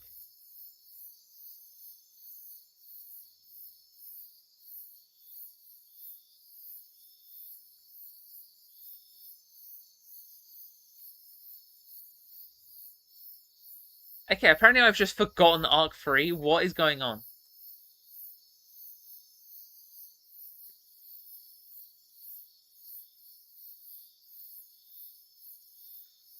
Cover me unfocused concern.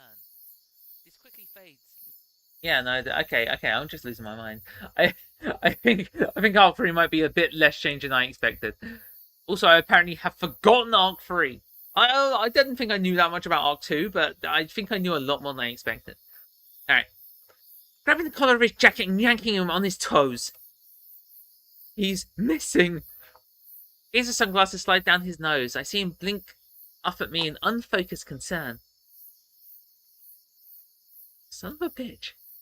This quickly fades, his lips curling up into a grin. Damn, is it my birthday? How else could I get that lucky? I groan in aggravation and push him away. You know, to show even a hint of concern for once. Kenzo smooths down the front of his jacket. Hicks, he ain't 5. He can do whatever the fuck he wants. If he's not at home, he's probably shacked up in some shithole hotel, paying to get his dick sucked. We saw him like 2 days ago. I'm not worried. Press my lips together. No, he wouldn't know. How could he know? Even if he did know, he wouldn't care. I bite down on my tongue. Feel the anger that had been fizzling just beneath my consciousness begin bubbling up towards the surface. Well, You know, maybe. Kenzo cuts me off, tapping a finger against his lips. He was also doing who the fuck knows what, and just like us, dance his squirrely little fuckboy feet here. I don't remember this game having the term fuckboy in it, but sure. Or there, really. I mean it. It's awfully stupendous, don't you think? Despite his tone, his words do give me pause. I find myself turning my gaze towards the darkness of the woods. You mean there? Well, I mean Vatican City. Catch the back of my head, feel my toes inside my shoes. Do you think we should go check? You asked if both of us weren't planning to go already? He's right. Oh, he's right. Bring a sweaty palm to my forehead, taking a moment to close my eyes. Why the fuck does this all feel so familiar? What's even worse is that some part of me is scared to death. Like a muffled voice in the back of my head screaming at me to turn around, head back to the apartment, lock the door behind me. But I can't. Already I'm moving towards the trees. Already I'm crossing the threshold between light and dark. What? I need to find Orland. Make sure he's okay. Except there's more than that, and even I know it. Well, let's go then? I finally say, my voice shuddering. Lead the way. For a final glance at the black void between the trees, then step inside. The air instantly cools.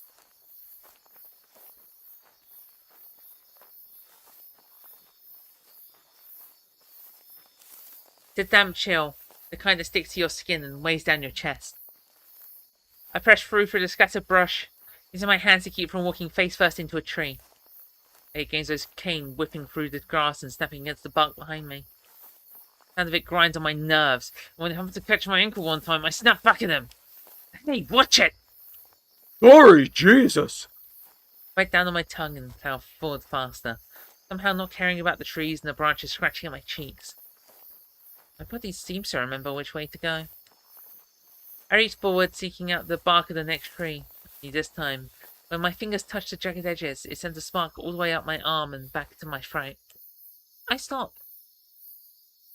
Genzo's cane whips against my ankles again, and he stops too. We here? Yeah. I answer, breath strangely ragged. It's that scene of the tree again! The biggest tree in the forest, its base like a giant boulder choked with winding roots. I let my fingers trace across its surface. I circle around, circle up, and get down. Careful not to trip on the gnarled outgrowths. Halfway through, my hand hits air. I come to a halt. The familiar edges are there, the rounded gap in the side, the hollow echo of stagnant air, the far-off scent of something sweet. It's open. I take a step back and hear Genzo's approach. Jesus. Our body is crackling with energy now. Even the breeze seems to have shifted, everything moving towards that hole in the side of the tree. When was the last time? Genzo's voice is a whisper. I don't remember. I throw a glance at Genzo. Just make him out through the darkness.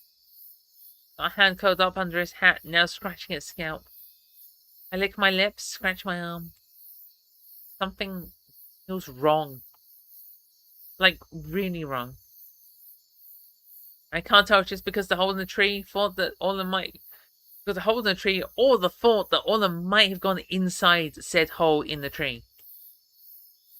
I'd stare down into the hole. This is all feeling way too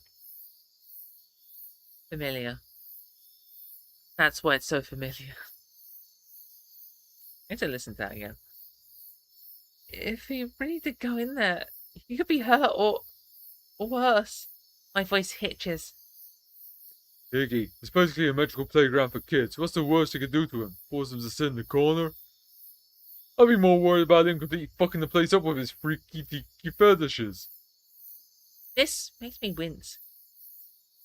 Not just because Genzo's being an arsehole again, but also because the words ping something inaudible deep in the back of my brain. Like two long-lost synapses finally finding their way to each other and zapping to life. My growing cloud of worry morphs into a storm. Ew! I move forward towards the hole, propping a squat amongst the weeds. There's that scent again. Soft, sweet, like the tempting aroma of a candy store. It curls up inside my nostrils. I grab the rounded edges and peek inside, leaning forward on my toes. You're going inside, aren't you? Into from behind. This phrase is a question, but you can tell it's not. Not really, at least. I just don't feel like we have much choice. Can't argue with you there. I just kneel there a moment, gazing down into the blackness of the hole. There's something both terrifying and exciting about it. Standing on the top of one of those glass bridges and staring down hundreds of feet below your shoes. We can make our own rules. Oh, we can make our own rules. I don't know why that specific part of my earlier memory leaps back into my brain, but all of a sudden, the walls inside the tree seem to be vibrating with these words. Like an echo from deep down below. You still there, Rix? Huh? I turn my head to look back, but whack my forehead on the top edge and lose my balance. I land with a bruise-inducing fudge, and my shins let out a string of four-letter words. The last thing I hear as I begin to sway forward into Genzo's half-amused, Well, I guess that answers that question. while toppling straight into the hole.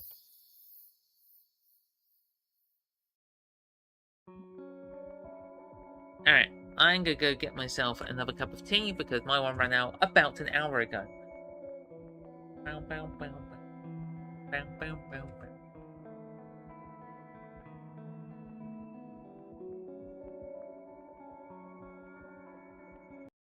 I will be back in a minute.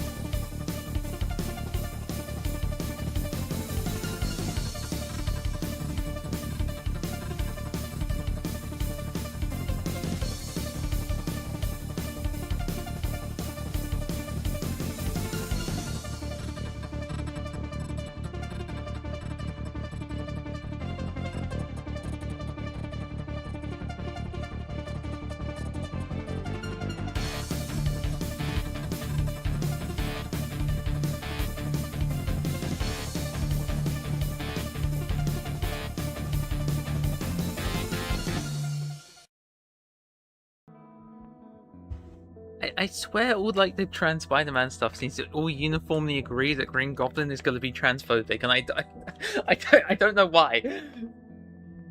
I just saw an amazing post, but I don't know if I can share it because it has a slur in it.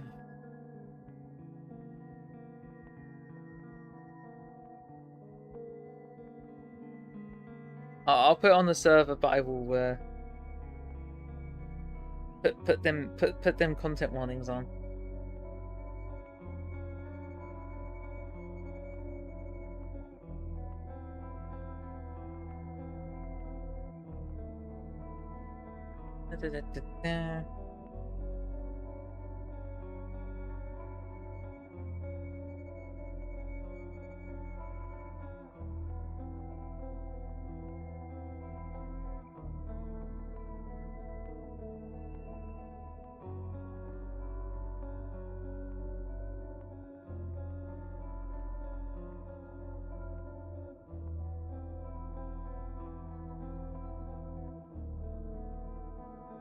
I thought Tumblr would have an in-bed, whatever.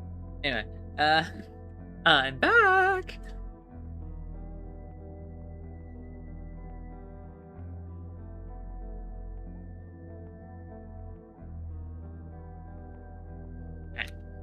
I've got my lovely cup of tea. It's colder at the moment, so it's taking longer to boil. Also, I'm actually having to make cups of tea rather than juice because the temperature just plummeted. I was like cold this morning, it's weird. I don't mind it. I think the summer heat is awful, but jeez. Alright. The darkness swallows me. I'm falling!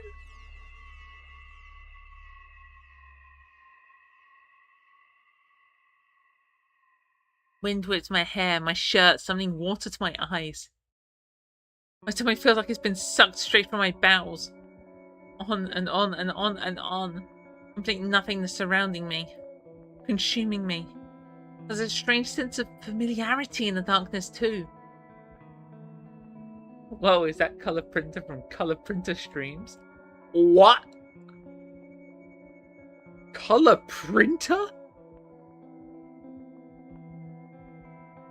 Someone asked what kind of printer I am yesterday, and I just read off the specs of the printer under my desk.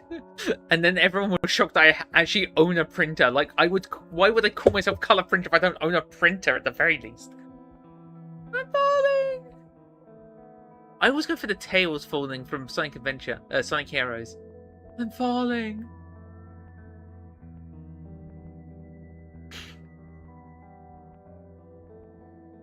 You peel back the layers of like ponies and anime and like Persona, and the core values. I'm a Sonic freak.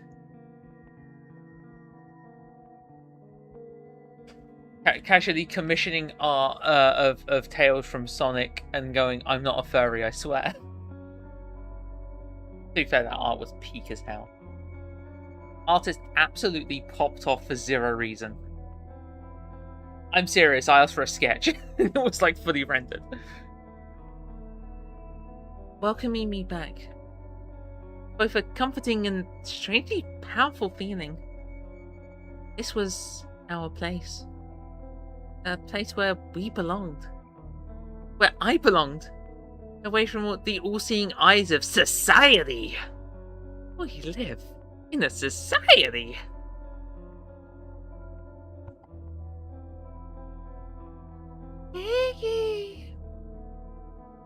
I open my eyes. That voice again. Act like a brony, think like a Sonic fan.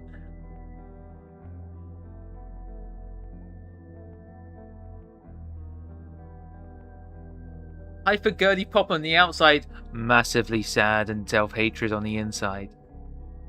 Yeah, that sounds about right. Yeah, not that bad. Again? Yes, again. Been waiting for me. What do you want, Tiggy? What do I want? What kind of question is that? What do you wish for more than anything else in the whole world? That's... I don't know.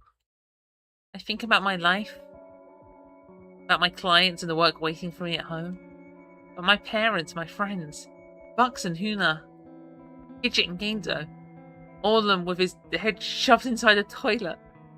I clench my eyes shut tighter. One always wants something from me. Just leave me alone. I don't want anything. My fingers are starting to tingle. First tiny niblets of numbness, building up to the incessant zaps of electricity. Up, up, up my arms they go, gnawing and growing and growing. My chest, my stomach shooting down my legs. And loud, so loud, I can't hear, I can't think. Just when I think I can't take it anymore. My mind goes blank.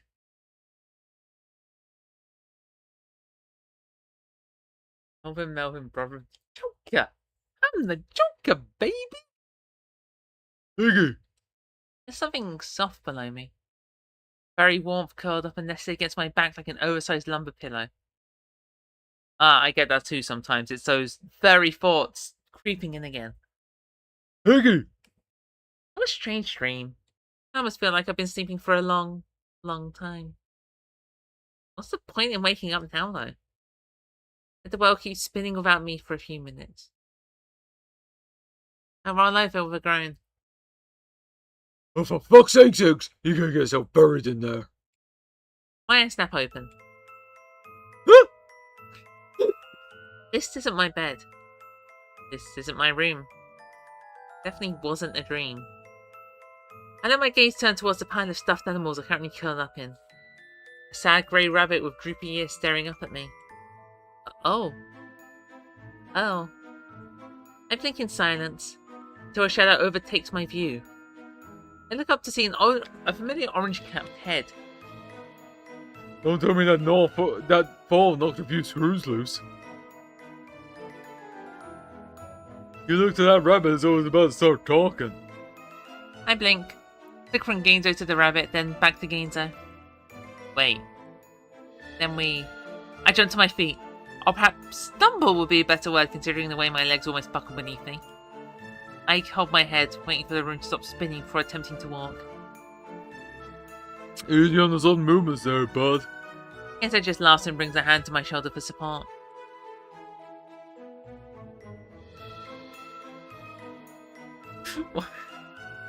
I love how without context it sounds absolutely unhinged. Green Goblin being a top-tier transphobe entirely to mentally damaged Petra, like the worst like way worse than flinging slurs. Oh, definitely.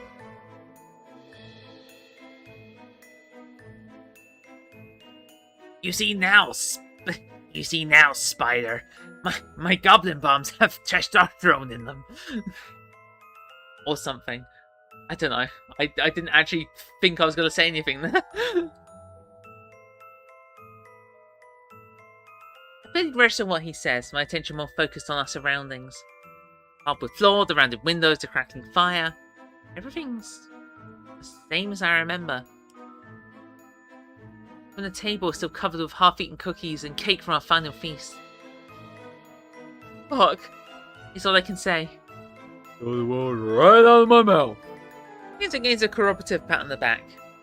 I'd take a step towards the table, then towards the stove. Then stop.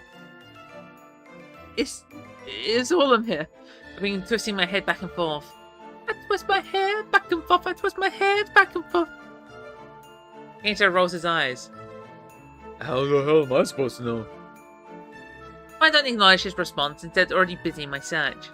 I check out all three sets of windows, nothing. Out the door, nothing. Get beneath the fucking table so I could somehow possibly have been hiding there. But he's nowhere to be found. My children sag for just a moment, then rise. Perhaps he left some sort of clue for us. Guys, I think I found the glue. I restart my search with renewed vigour, this time checking shelves and cupboards behind the doors and furniture. Gainsbow watches me the entire time, arms curled across his chest. Iggy, seriously. You know you could be helping! As I push myself up from checking under the bed. 1. Gainsbow begins counting on his fingers. I don't fucking care. 2, I don't fucking care.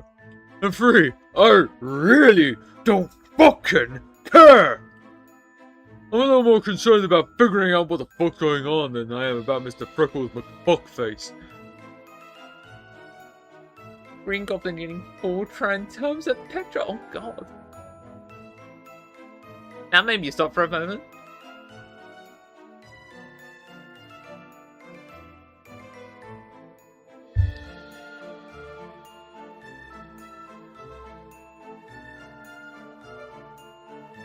Continue simply watching me as I move from a set of cupboards filled with boxes of cookies to a crooked chest of drawers. Dust and moths and who knows what else escapes in a cough-inducing cloud that gets stuck straight to my lungs. Open the first one drawer. As I open the first one drawer, then another. Oh, open first one drawer, then another. I blink back at the water that sprung into my eyes. They're all empty. All empty except... I yank open the bottom one and hear a whole pile of cylindrical objects go rolling at the falls. Crayons? There's hundreds of them, and they clatter and rattle against each other with the movement of the drawer. That's interesting. Grab a handful, all of them look like they've seen use, even some worn down to nubs, and I see more flashes of colour beneath where they lay. Drawings. Pages and pages of them. I drop the crayons back in and start extracting the papers instead. The hell is all that? Hazel walks over. Somebody's drawings. Well, I can see that, not but. He stops. I stop. I look up at him. I've only now just noticed that he's not wearing his sunglasses. Oh! Hazel turns away, hand to his hat and massaging the scalp beneath. It's, you know, the wish and all. It's just a temporary thing. I blink, look down at the drawings, look up at Gainzo. It's actually weird now that I think about it. I hadn't even noticed. Almost like I'd expected it. The thought elicits a gurgle of unease from my belly. I shake my head to force it away. It's no big deal. I mean, what else were you gonna wish for, right? Right. Anyway, can we get these over to the table? Oh, sure. Some of us gather up as many drawings as we can from the bottom of the drawer, dumping them on top of the table. Cookie and cake crumbs go tumbling to the floor in the process.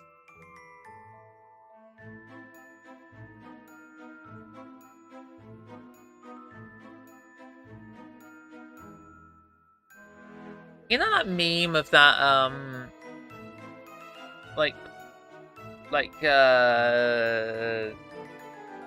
the Pepe frog falling over with the lunch tray, looking up. Yeah, no, that that's what that. I'm just screenshot. That's what that looks like.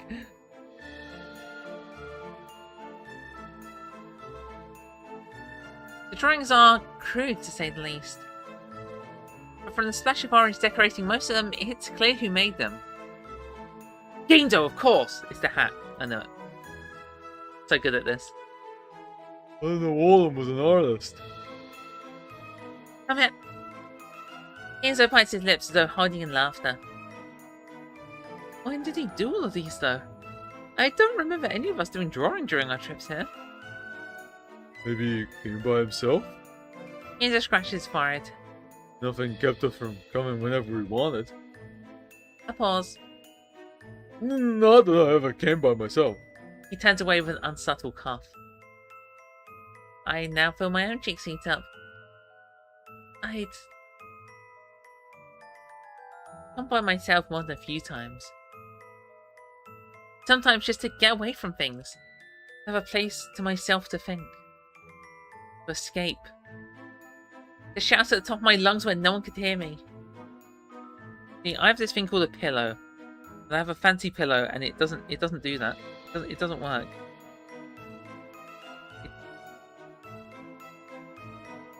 Oh no. But I never thought about the others, if they'd done something similar. I turn my gaze back to the drawings. There's so many of them. Most of them sporting Orlum and the rabbit, staying outside, going on picnics, reading stories in bed. The number of the others are simply of a single brown rabbit with droopy ears. No woodland rabbit, a normal rabbit. Drawings of it smiling, eating, sleeping. Some of them with Orlum and the rabbit, holding it, petting it, feeding it. I really love that rabbit. I finger through the pile, moving more into view. Hey, isn't this you? I point at one of Orlum, what looks to be Gainzo holding hands with a smiling sun overhead. Isn't that sweet? I say with a grin. Gainzo scowls and shoves it away, so hard it flutters to the floor. Stupid. Do we give him a hard time, or do we ignore it?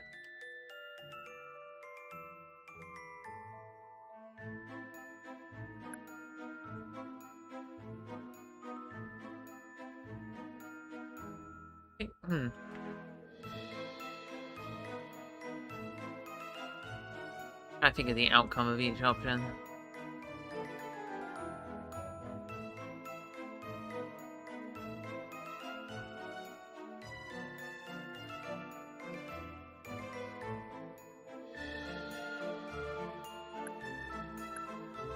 If I don't see anything in chat, I'm just gonna go with my gut. In like 5, 4, 3. Oh, but hair. Wait, I could be looking at Petra. Hard time, okay. Wait, I could use this as an excuse to look at Petra Parker posts.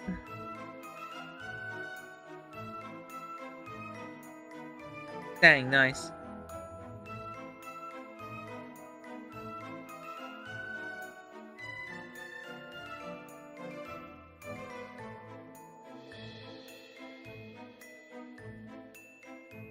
Alright, give me a hard time. Okay. I can't help the tingle of amusement playing with my thoughts. Oh, come on, it's cute. Things are just grunts. Oof. It's dumb, that's what it is. I start poking him in the shoulder, lips curling into a playful grin. He loves you. He wants to date you. Gains's eyes flash. You fucking drop it, okay? I pull back, returning the frown. Fine, whatever. Then roll my eyes and go back to my writing. Yes, more and more drawings. So many of them. Holy shit. I stop on one of a tall figure holding a brown rabbit in the air. Beneath the figure is a tiny Orlum with tears running down his face. Gainzo and I just stare at it. I keep going. Drawings are getting weirder. Lots of black, lots of blue, lots of dark scribbles of Orlum crying. The tall figure from earlier with his hands raised, another shorter figure looking at the ground with a giant frown. The shorter figure stood standing in a pool of red. I reach the final drawing and suck in my breath. It's nothing but jagged red and black scribbles. He'd attacked the paper so hard it actually torn in pieces. I can see unpraised mounds of wax where the pieces of the crown have become lodged in the resulting grooves. Gainzo and I don't say anything. I let my hands fall back to my side with a slump. Well, Adventure Zero is a folk to lose too quickly for my taste. I don't respond. I don't know what to say. All I know is that there's a big cold stone forming in my gut. I'm not able to dwell on it long, however, because at that moment the sound of footsteps interrupts my thoughts. Is that the same sound effect as before? Heavy, march-like, steady and methodical. I throw a glance at Gainzo, then dash towards the window. Gainzo follows suit, and soon both of us have our fingers on the steel and heads squeezed inside the rounded frames, eyes seeking the source of the sound. They come in 2 by 2, boots brushing the dirt, long ears bouncing left, right, left. They ran the curve of the well-trimmed path, kicking up dust with each synchronous step. Hey, aren't those the rabbits? Well, wait a minute. Rabbits. Something dinged in my head. A strange connection I hadn't known was there.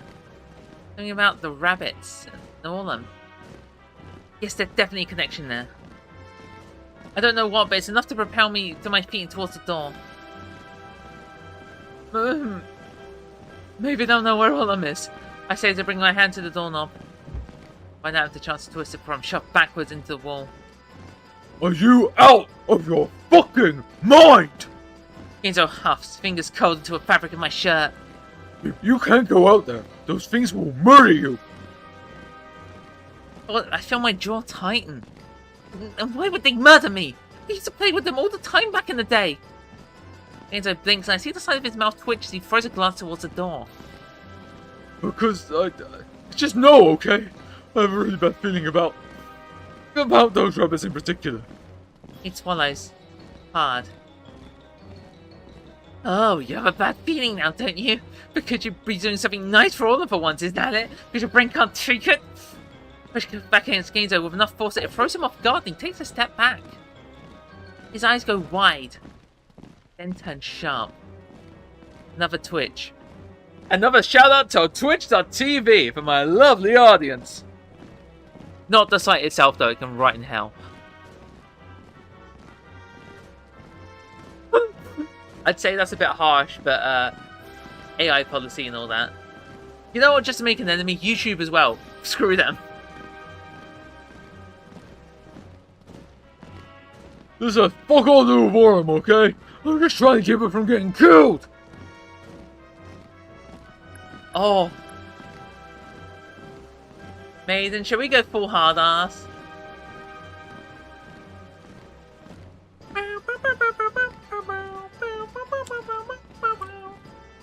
I'd love to go full hard ass. Just past the hill.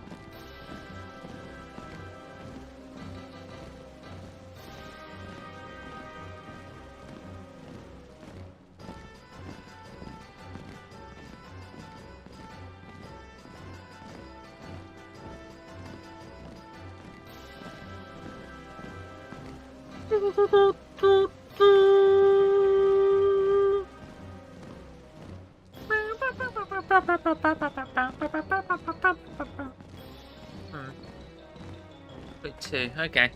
Full hard ass, I love it.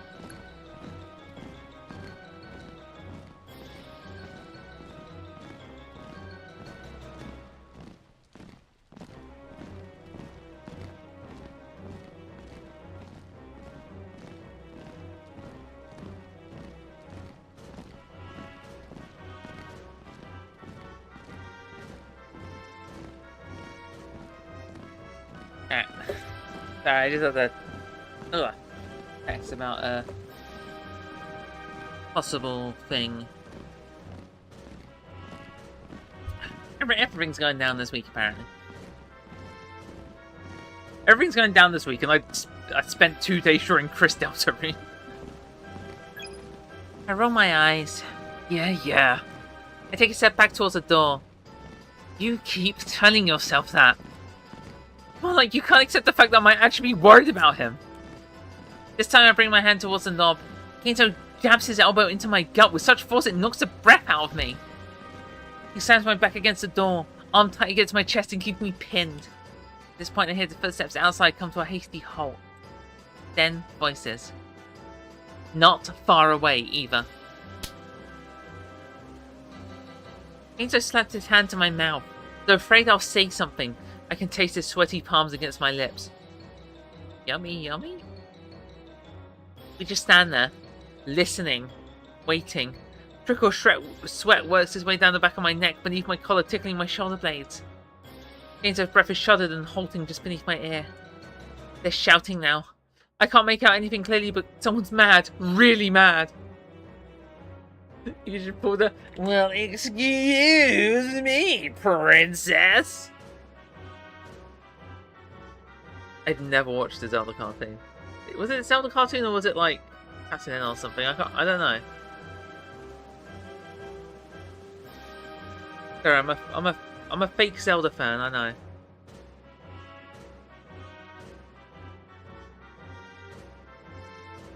And then squishy thuds. Again and again. I winced with each one, feeling Genzo's hand press even tighter against my skin. There's one final deafening crack. Another shout. Then the marching begins anew. As it gets further and further away, I feel Genzo's grip loosen. He pulled away entirely. I slowly go a couple of inches down the door, realizing the built-up tension in my shoulders. Genzo wipes at his face, rubs his eyes. He seems really bothered. I push myself up and away from the door, smoothing down the front of my shirt and wiping the residual sweat from my mouth. Can we go now, Your Highness? You know what? Fuck you too. Genzo just grumbles, but I can't help but notice a strange pain in his eyes as he says it. It's like I blink, and for just a second, the room goes dark.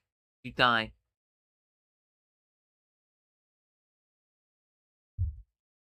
And Genzo's closer. Much closer. So close I can hear his heartbeat. So close I can smell the scent of his jacket. So close my lips are The image vanishes. I'm back in the cottage, my hand to my chest and my fingers cold in the fabric of my shirt. I look at Genzo. He looks at me. I know he felt it too. Just as quickly as that feeling had overtaken me, it's gone.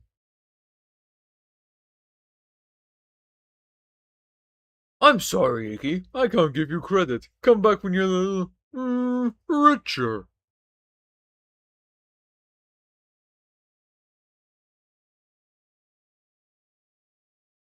I'll never forget that time. Was it? I think it was a Vine Source stream. And yeah, Vinny Vine Source was doing the the sound clips thing. Choices voice, I think it's called. Choices voice. Yeah, and he did the Moshi line, and yeah, it was the Richer. was absolutely perfect. It was the step.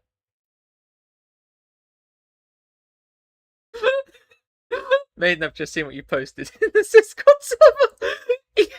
That's exactly what I was thinking of.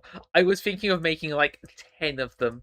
We like not 10, like 5 of them each with like the different expressions. I have screenshots of them. That is exactly what I was thinking of. That's amazing. Thanks for that.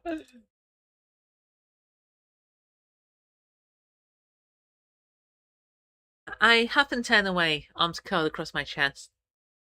This isn't the time to be letting my thoughts run away from me. This place is weird enough as it is. We have some more important things to focus on. Like figuring out what the fuck is even going on. And finding Orlem. If he really is here. He has to be here. There's no way he's... I didn't give myself a chance to finish that thought. I shake my head, give my hair a tussle. Genzo just turns his head to wave a grumble. We get going then or what? Yeah, let's just go. We walk out the door in silence. Fisher, I imagine Pepe is Orlem.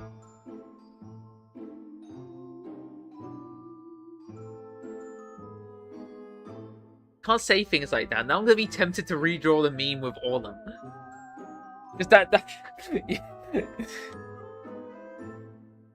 which, to be fair, seems lore accurate.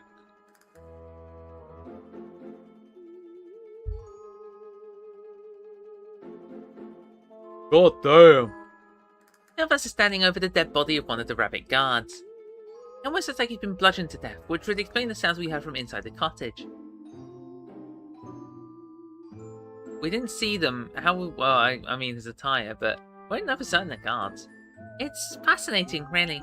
The way his head's dented inwards, the way his veiny eyes bulge out of half his skull, the way his blood congeals on the fur in thick, dark clumps.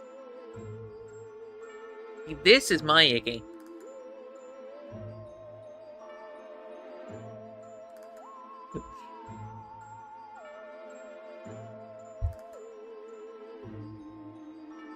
Iggy's like, sometimes I'm sometimes I'm an angle, and sometimes I'm a devil. And this is devil. Not something you see every day. I mean, Yeah, unless you're a serial killer. Enzo squawks. beating his fingers against each other, eye twitching. He glances at me with a cock of his brow. You done noogling the flayed corpse, Eric's? I step out my days with shaking my head, not even having realized I've been staring. It just grossing me out, it's all. Okay, I'm just gonna say right now that me for real. I'm absolutely serious.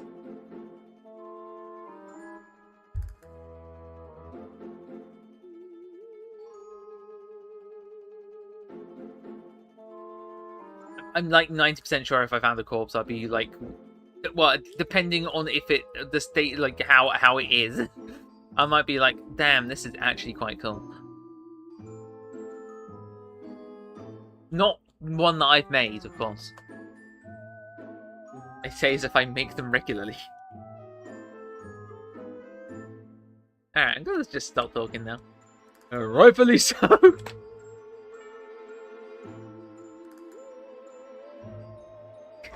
Can't be tumming like that, baby.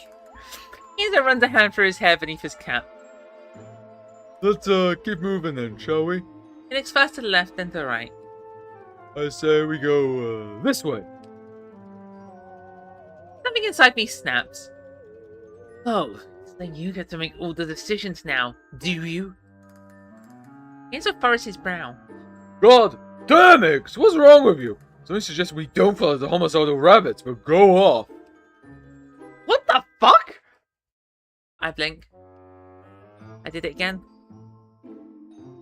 Where'd they even come from? Where did it go? Where did it come from? And go, Joe. If I found the corpse, I'd be like, damn, hope there's a wallet. Jeez.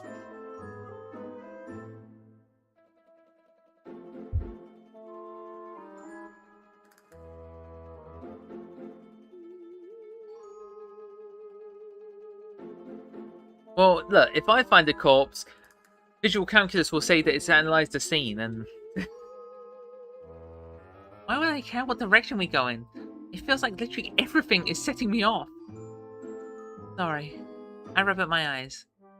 There's a strange residual heat dancing in my chest from a receding flash of anger. That's fine. Yeah, let's go that way. Enzo looks at me for a moment longer, chewing on the inside of his cheek, Add it to the color. then starts off down the path. I follow after him. It's quiet as we walk.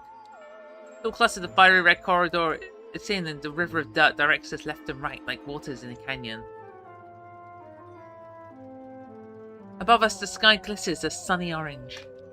And on either side, strange flowers of blue, purples, and teals dot the grass between the trees. Dang. Ballerinas, nerds, and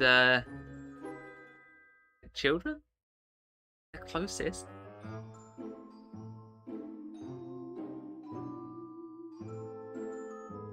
I catch Glenzo glancing at me.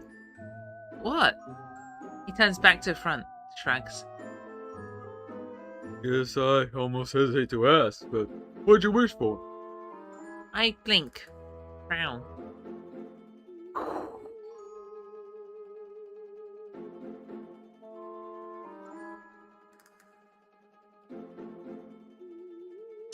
Main, shall we just go full arsehole?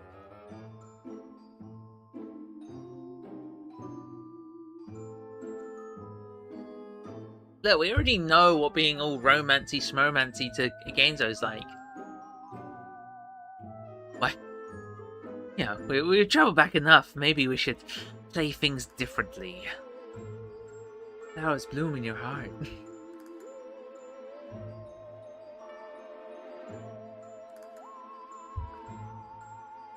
What I'm saying is, what a predictable creature!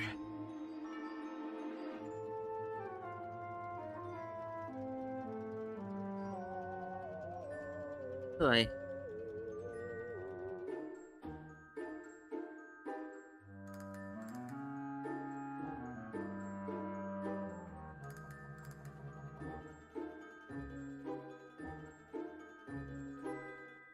Sure, dick.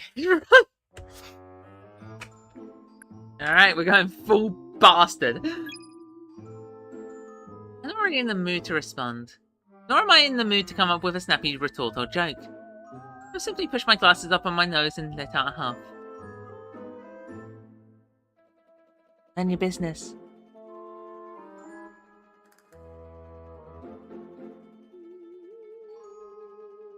Oh. I feel bad. I'm like physically reacting to this. Like my hand clenched and I literally like freaking like hunched over with my arms around my body. Like I had a physical reaction to that. I think I like Ginzo, by the way. I've won every game. I've lost every game. I've read every book. I've burned every book. I've appeased everyone. I've killed everyone. Ginzo winces. I see his gaze drop to the ground. It doesn't last though. He quickly pops his head back up with an over-exaggerated laugh. Because I wouldn't want to spill the beans either if my wish wasn't so obvious. Our wishes are our own business. And then... Always have been. something about the way he says it. The way his smile droops as his gaze goes listlessly towards the side of the path and upturned the mounds of reddish grass. Ah! Ah! It's awful. It hurts so much. I didn't mean that. I take it back. I take it back.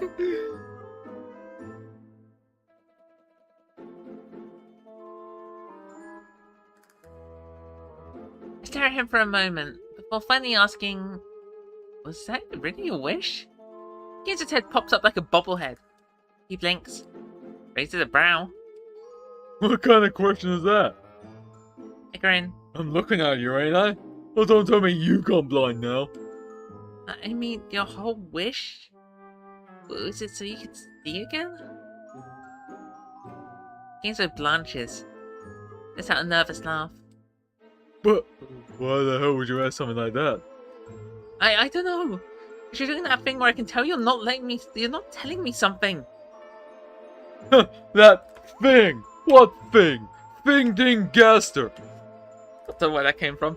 Goddamn, acting like whisperer over here or something. I narrow my eyes.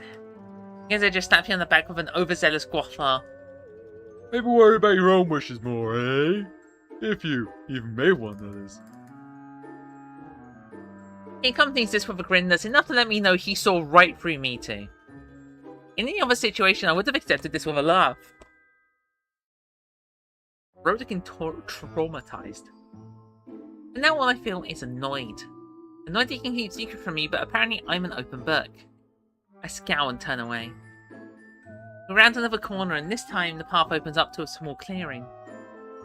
I do like the fact that, like, I think this is the first time that there's a hint that Ginzo's wish wasn't just, let me see again, let me see again. Make these eyes work, damn it. like, clearly, it wasn't just that.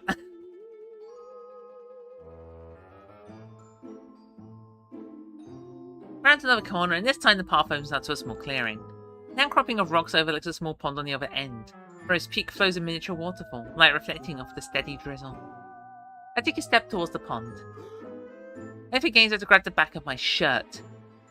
Quickly tucks me back behind a nearby tree.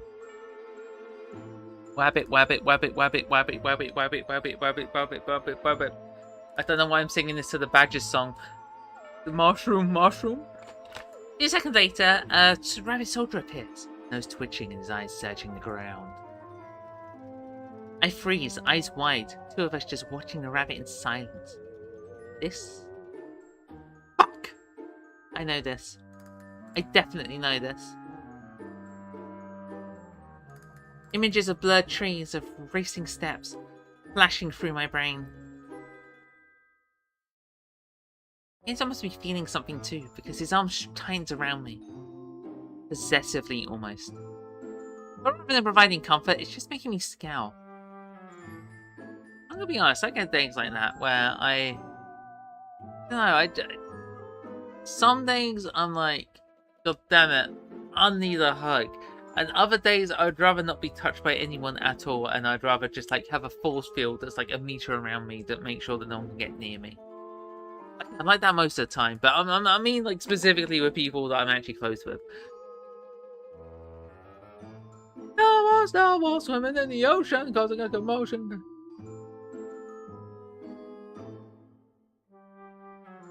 Gosh darn, Mr. Weaver.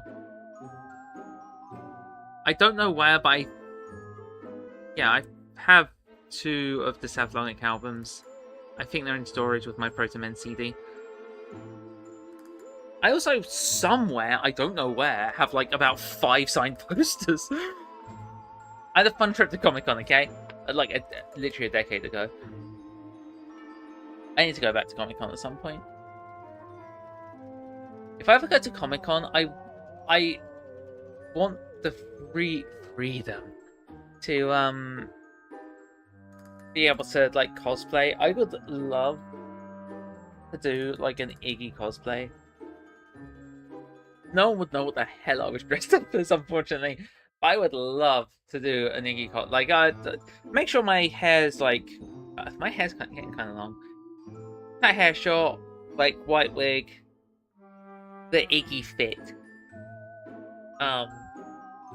My glasses are surprisingly similar. They're a bit, I mean, they're slimmer, but they're still similar. And I think I had the personality down. And by that I mean I'll just hide in the corner of the convention. I'm kidding, it's not that bad. Run the convention for about 5 minutes, then hide in the corner. Rather than from yeah. I don't need your protection. I can take care of myself. I jack away, but I misjudge the amount of force required because the momentum sends me something forward and out into the front of safety of the trees. My ass hits the dirt not more than 10 feet in front of the rabbit. Iggy! I hear Gainzo from behind the trees. I attempt to scramble back to my feet. The rabbit's already staring at me. Looming over me. God damn, is he tall? Suddenly feel incredibly small. The rabbit cocks his head first left, then right. His ears twitch. Who are you? He finally demands. I start to bring my hands up, hoping somehow to wave myself off, then change my mind. You know what? I don't need this shit. This is our world, and I'm not gonna let some old rabbit do as he pleases. I bring my index finger up and start marching forward. Yip! But I'm unable to finish. Gator rushes out the trees and yanks me back behind him with such force it momentarily jolts the air out of my lungs. I just love... He puts his hand up like some sort of football quarterback ready to hike. You're just passing through. Nothing to see. He tries. But Rabbit doesn't seem to be buying it. He blinks, just staring at Gainzo. Then his eyes dilate, widen, his ears go straight. Wait a minute. What's that fella the king told us to watch out for? And you've got yourself a little side dish too. This must be my lucky day. A promotion and a treat. He raises his spear with a slobber, points it straight at us, and then charges. Well, well, well. Calculated there'd be no crowd on a Friday evening. Boy, I was so wrong. Ooh, yeah. That's surprising, actually, for a haircut. Yeah.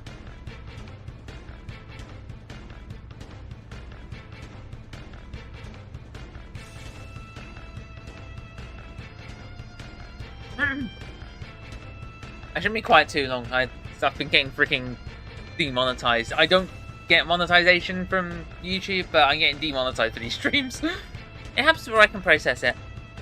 Actually, I need to like question about that because I'm pretty sure I have stream mode on. Who gets a haircut on a Friday evening? Yeah, no. That is fair. That is fair. Oh, why? Yeah, some of the songs are not as YouTube friendly as I thought. I actually need to ask about that. I will actually probably do so after this stream. my Act 2 final stream got like demonetized because the song used for the Bucks fight got hit. End of week haircut. Yeah, don't you get weekly haircuts? 1 second I'm standing behind Gainzo, and the next, something yanked my wrist with such force as one of my shoulders and popped clean out of its socket. I pulled out of the way, the charging rabbit just followed the spear would have gone clean through my belly. I stumbled forward, knee toppled against Gainzo's shoulder, then his fingers clamped even tighter around my wrist as he takes down the path, dragging me with him. Gainzo! I choke out, barely able to keep up, but he doesn't stop. Can't stop apparently because both of us throw a glass back to see the rabbit is after us, circling back around and renewing his charge. Fuck. The path leads out to the forest and along the river, water whizzing by our right. We're going so fast we don't notice the roadblock till it's too late. Gainzo hits it first. I hear him give a startled arm before he stamps the fleshy wall next to him. Both of us fall backwards onto the ground. What the fuck? It's a giant slab of thin flesh, about waist high, just sitting there, blocking his entire road. And it's wet, slopping. It looks like I start. I begin to see up to turn my attention by open the right behind us. Up. Gainzo shrieks and pulls me to my feet, finger clawing into my shirt and practically throwing me up into the forest mass. I go head over heels, landing with a moist fluff on my back. As I attempt to sit up, Gainzo follows. Clambering so quickly he loses balance and crashes right into me.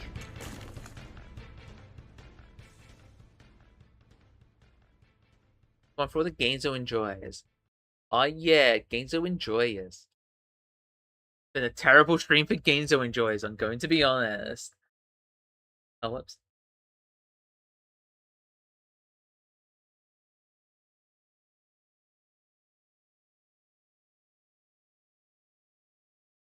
So you guys are ready to release get a haircut on Saturday. Ah, okay.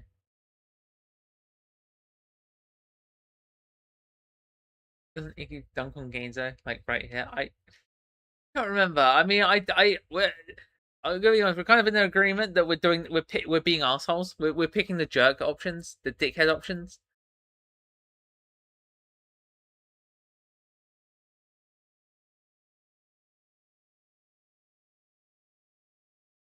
And yeah.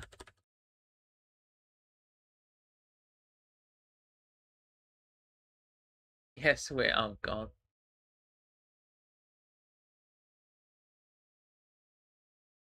Where's Maiden? I don't know. Maiden. Probably making another peak meme. Okay. I slammed back onto the oozing ground with a sputtered Gainzo's full weight coming down on top of me. Fuck my life. I hear Gainzo mutter. But he doesn't move for a second. And as I'm lying there, I feel my heart start to pick up. Main's gone, we're not sure where she went. Damn. Get them next time. Sorry to keep you waiting.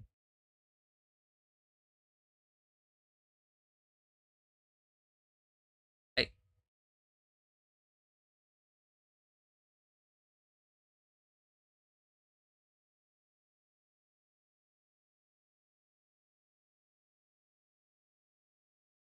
Sorry, I've gone the type of a breakdown, but I refuse to kill Reese. Oh no. On the Discord server, the Hales has just posted a link to a Ninja freaking slushy machine. It's £410. I don't know what that converts to, but that's a hell of a lot of money. Sorry to keep you waiting.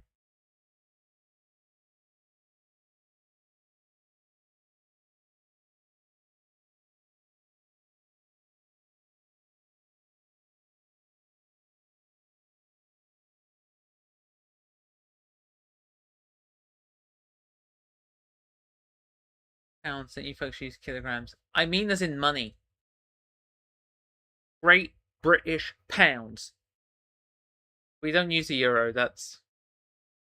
I don't know why we don't use euro. But we use pounds as in currency.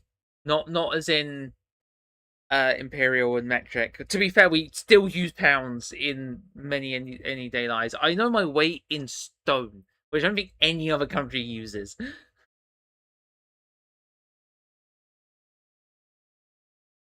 I think the UK is more of a hodgepodge of measurements. Like America mainly uses imperial, and like a lot of other places mainly use metric. But yeah, we just use freaking anything.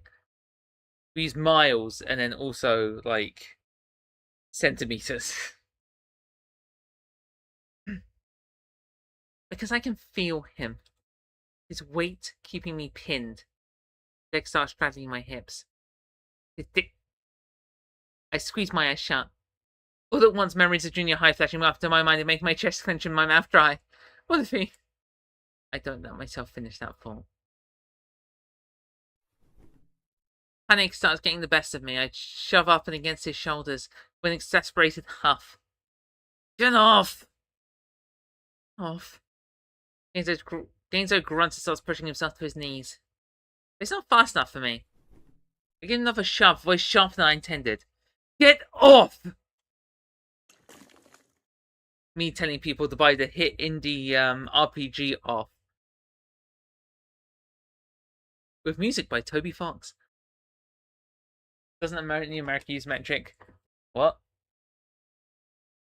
No. Metric is a system that everywhere else uses. America uses imperial. Metric is like kilometers and... yeah. I mean, we use pounds. We use like a hodgepodge here. I think Canada also uses like a mix. But I'm not sure. Because I saw, I was making a weather app a few years ago, and yeah, a lot, like some of them have like Canada options. Is these Canada options? Yeah, I don't know. There's UK options, Canada options, and then like imperial metric. It's stupid. Stupid. This jolts him and he jerks backwards so fast he slips back into a growl for splat. Insert Lancer splat SFX here. I push myself onto my elbows and see him turn away. Off. Face red. Sorry, fuck, I just... yeah, I got the air knocked out of me for a sec. My mouth moves before I can stop it. Well, maybe you should watch where you're fucking going! He winces. Oh, my boy.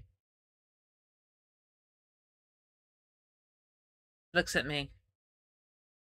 Then towards the ground. Yeah, sorry.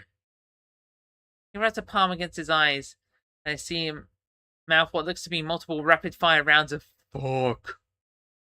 At this point, I'm beyond caring. We have more important things to be worrying about. My gaze goes first towards the rabbit. Just standing there at the edge of the flesh slab. Spear rigid and eyes sharp. He's not following us. So I let my eyes wander further, following the pink nodules of the ground back to around and up towards the cliff face. That's when I see it. There, sitting on the side of the cliff. The largest fucking eyeball I've ever seen in my entire life. It's round and wet and sitting there as though perched atop a throne. And upon our movement, its oversized pupil shrivels with an almost audible rumble to stare straight at us.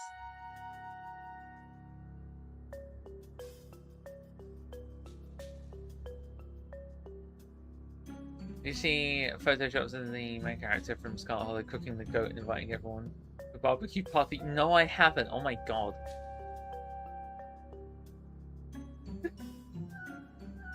Also, Onion, you missed it, but we picked an arsehole option towards Gainzo, and I spent about 2 minutes recovering from it.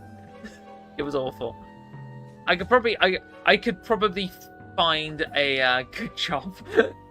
I could probably find a reaction image that perfectly encapsulate how I felt in that moment, but I'll do that after stream. Oh shit, it's the completely odd. I think this is a tongue. I groan, lips twisting in disgust. You gotta be fucking kidding me. I throw a final look back at the rabbit, makes absolutely sure that he's not following us, then push myself shakily to my feet and try and take a step. Come on, let's try and get across. Walking across the gelatinous surface turns out to be akin to walking across a waterbed. A very gooey waterbed. I promptly slip and fall face first into pink pulp. Saliva gushes up through the jiggling pores. Next to me, Gainsbow's crawling forward on all fours, his face betraying his disgust. But we are not going for the Gainsbow ending. Look, I'm doing my best here. I'm doing my best, but look at this man. I can't help it, man. Turns around, he turns towards me for a second, almost as though about to say something. Then must decide against it because I see him wince and jerk his head forward. No, it's fine, I appreciate it.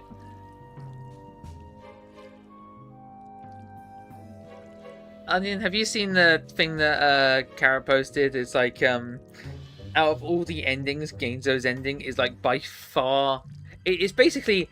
people have done Gainzo's ending, and then everyone else is just trying to get all the achievements. Like Gainzo's ending is far ahead of all the other endings on the achievements list.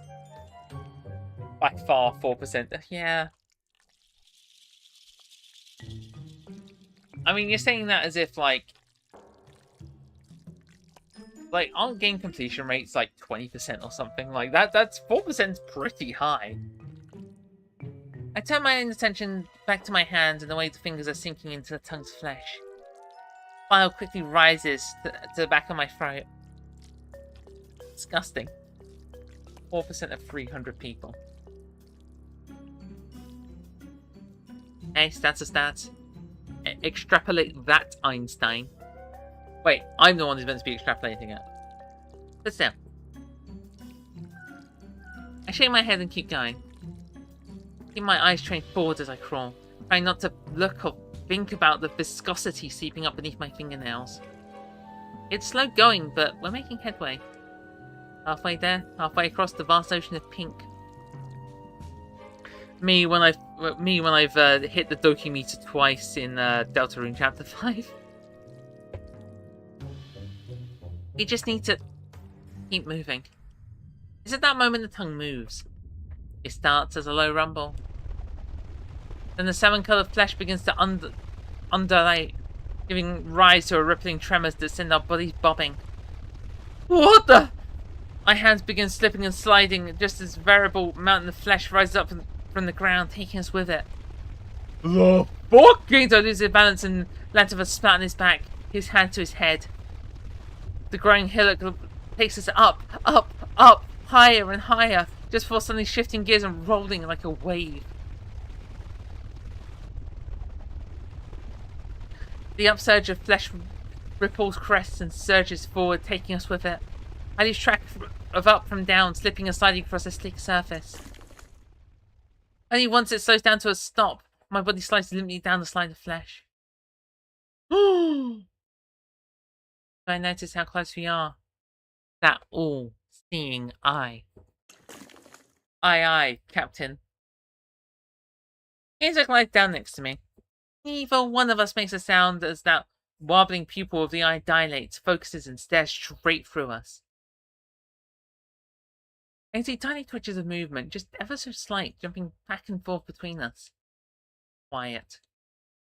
Moisture dribbles down my forehead and cheeks, and past my collar to tickle my spine. Quiet. I close my eyes. Take a deep breath. Then all of a sudden my jaw grows taut. Feel my brows furrow, my lips curl into a scowl. This fucking thing! I've had just about enough of this. This is our world. My eyes pop back open with a snap. Hey! I push forward, separating myself from the slick surface, the tongue nearly toppling over. The eyed people jerks towards me immediately, dilating as it studies my wobbly frame. Oogie, what are you? Gainzo winces and brings his hand to his cap. I don't care what he's thinking. I raise my fist with an angry grunt. Hey, you big stupid bowling ball! The people shudders. Yeah, I'm talking to you. You and this stupid tongue of yours. I stomp down on the oozing flesh beneath my feet and bounce with a goody jolt. You think you can block the road like that?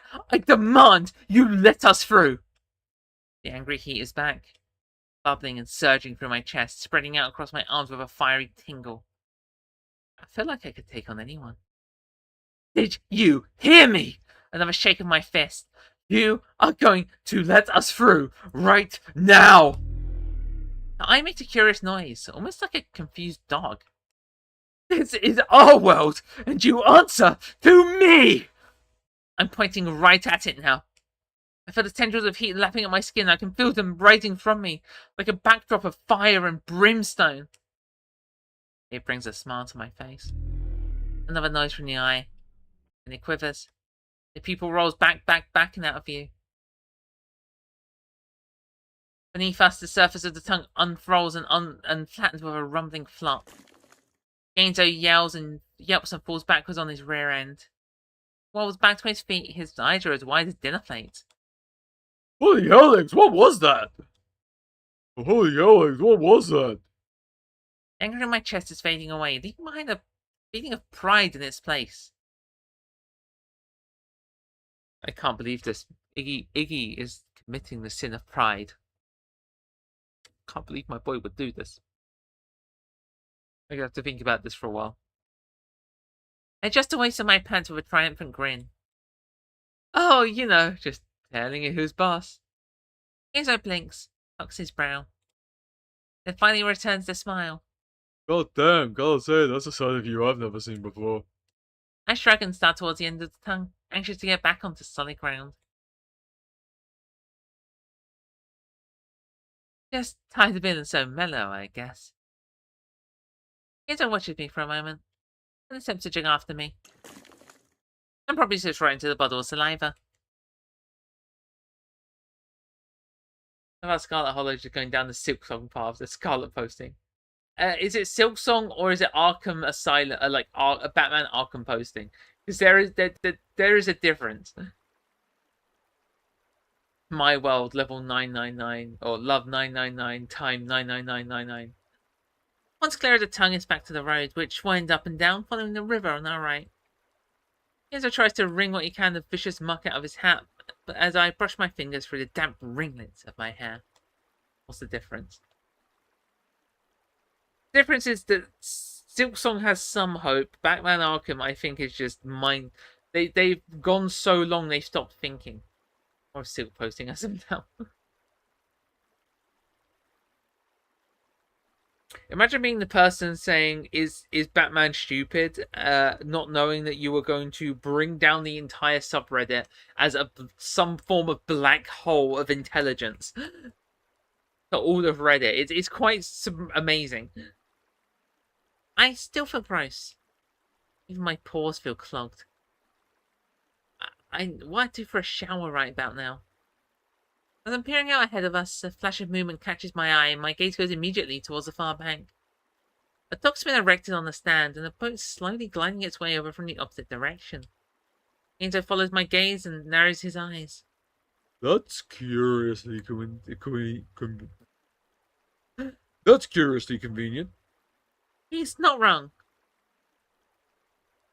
But at the same time, no, I remember this.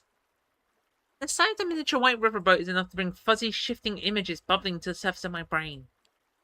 Gainzo looks from the boat to me, then back to the boat. He opens his mouth, closes it. By the time he opens it a second time, I'm already off, jogging in the direction of the dock and the boat. Oh.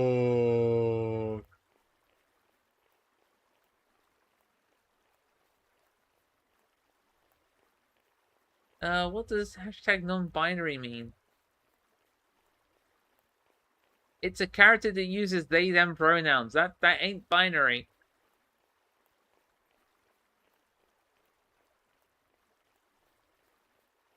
He clutches his hat and starts after me. Why are you crying?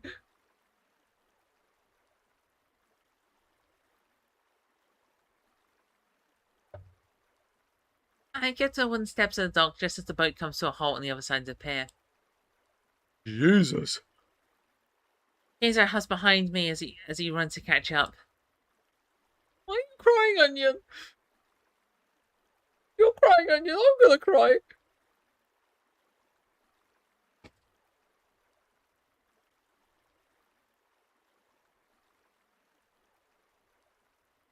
I don't want to cry. Uh...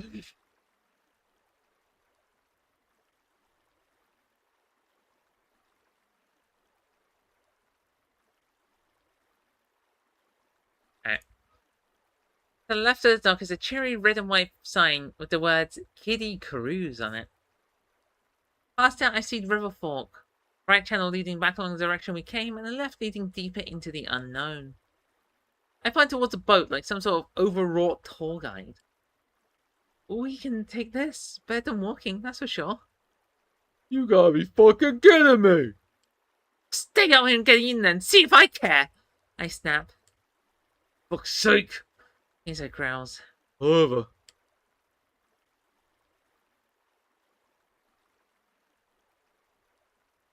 Was it okay for him to miss something? You missed tears! You missed tears! He's being non-binary. It'd be important to defeat Gaster because Gaster's computer doesn't understand non-binary. Damn right, it's why they can't trap me in the Matrix. I feel like it. Not really? We're just doing the Kitty Cruise bit. Wow, wow, wow. We are not defeating Gaster. Look. Look. My prediction for the ending of Deltarune is that Gaster's going to, like... Gaster's going to, like, have the upper hand. We're unable to do anything. And then you hear it. The knight appears with a very special attack.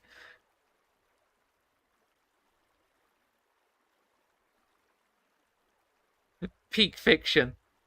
Everyone pogs. You see everyone pogging. In real life, you see everyone in real life pogging.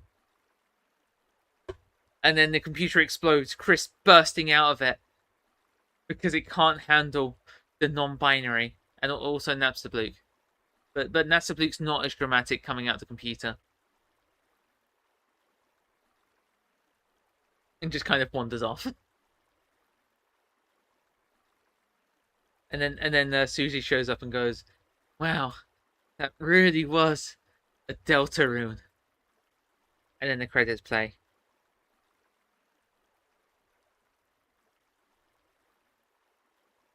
Alphys can actually be the knight. Wait, what? I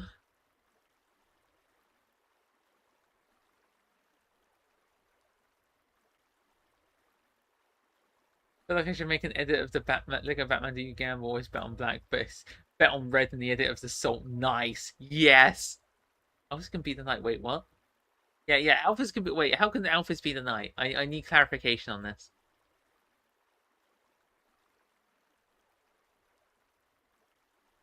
Anyone who's closest to Gaster. Yeah, in Undertale, it doesn't mean that she was in... What the hell? Where's this wallpaper I got up? What the hell?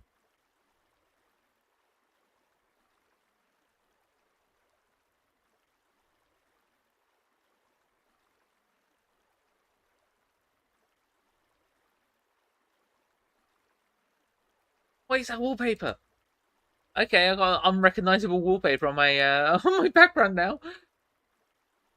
A theory that a rule that Rouse is so different to follow a literal code of the game. Rouse could burn everyone down, but it probably cause the game to crash. Yeah. Cats related to Gaster. She got the cats with the man forgotten. Got managed Gaster and there's two Gaster. What? We haven't gotten confirmation of one Gaster, let alone we're doing dual Gaster casting. Let's get one Gaster confirmed. I'm not theory brained enough for this. This is why Papyrus Knight is still my preferred option. One is green. I grimace. I can't stop lashing out. Words keep coming out of my mouth before I can stop them. I massage my forehead. then start silently up the stairs. Wait. Wait, one is green, one is a copy. The copy is evil. Copies are monochrome. Monochrome doesn't mean black and white. It means single colored. So is it the green one, or is the copy the Undertale Gaster or Green Gaster? Yo ho, a pirate's life for me. My ascent is halted, however, by a jovial, high-pitched voice from the other side of the railing. Come and ride the kiddie cruise and sail the waves for days. Adventure like you've never had, and let's view of Malays. I stop, blink, then lean over the railing at the peak of the ground below. It's a flower. Flowery, the flower. Green and white petals adorn the oversized head, and its glossy green leaves shimmy with its dance-like movement. Gazer sits raining next to me, blinking curiously. Weird. The flower would twist her up top its roots, as though looking up at us. From father scorn, blues coffee and fully scoff. With the toxicity you cling to, we'll see you ripe in the troll. I raise a brow. What's that supposed to mean? It means cheeky thoughts about getting roots flayed, that's what. Genzo starts climbing over and up and over the railing. The flower brings its leaves to a chalky yellow gossynium, as though slapping its hand to its cheeks in fright. It recalls that Genzo's approach. This gentle flower locked in an earthen cage warrants not the fruits of your misplaced rage. Genzo snorts. I can't help but laugh. It's just a flower game. Why did you get so worked up? Does the one not getting ridiculed by it? Just ignore it, come on. Genzo huffs, but calms. He readjusts his cap with a cavalier twist, nods once at the flower, then steps towards the stairs. Ras says to go on the prophecy. Wait, what? Ras says to go on the prophecy if he goes straight. Well, to be fair, it did say that Susie was meant to be able to wear ribbons, and she started wearing ribbons in chapter 5, so who knows?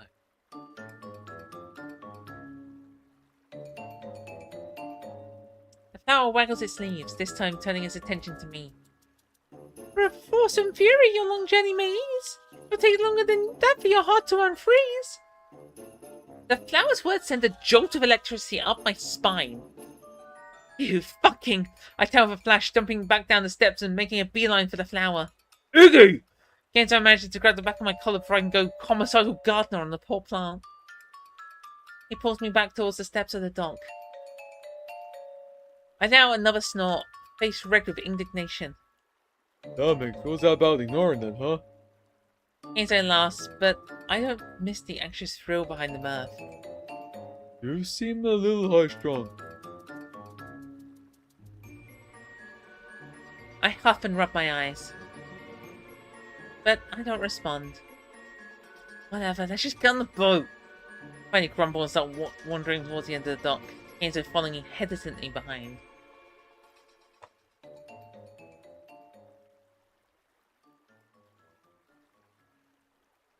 Rase accepts herself as a trans woman, breaking the prophecy and accepting herself only to watch as the prophecy becomes the princess of the deepest dark.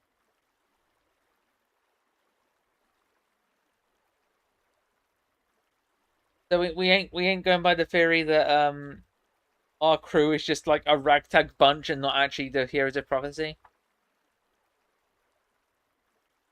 Because yeah, that could still be a thing, right?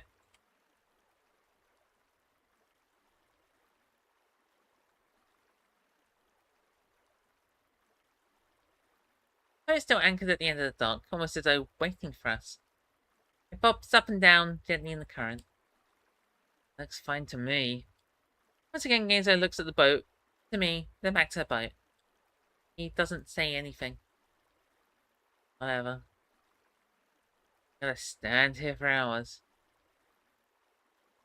I step forward, tossing a leg over the side and half stumbling into the bobbing boat. Genzo reaches out as though wanting to help, then just as quickly pulls back. He waits for me to sit down on one of the wooden benches before clambering in after me. For a moment I worry that it might stink beneath our combined weight, We're a bit bigger than we were the last time we rode, but ultimately, all true. There's something you need to do to get it started? Guess I take the seat across from me and glances round. Like I remember. His gaze drops to the dark. Fortunately, we're not left in the dark for long.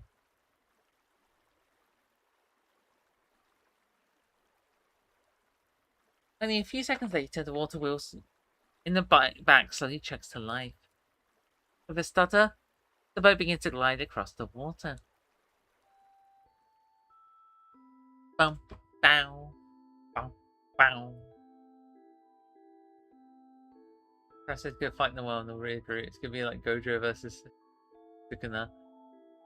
Just in the background, of course. Like snow inverted fire. Hatred of human soul and parts, the girl with hope placed across her heart, the prince alone at the dark. I saw his decay. Yeah. I also see something that, well, Susie's the second party member, right?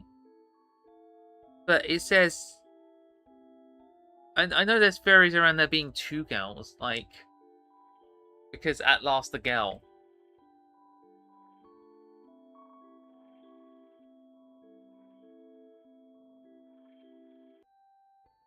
I'm not very good at this theory stuff, okay?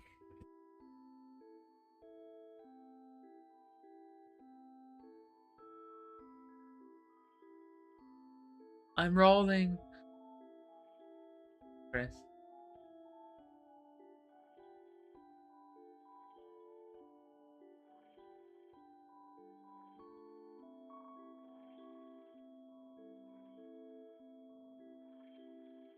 The river is calm, smooth, and the boat cuts through the water like butter, slowly but steadily.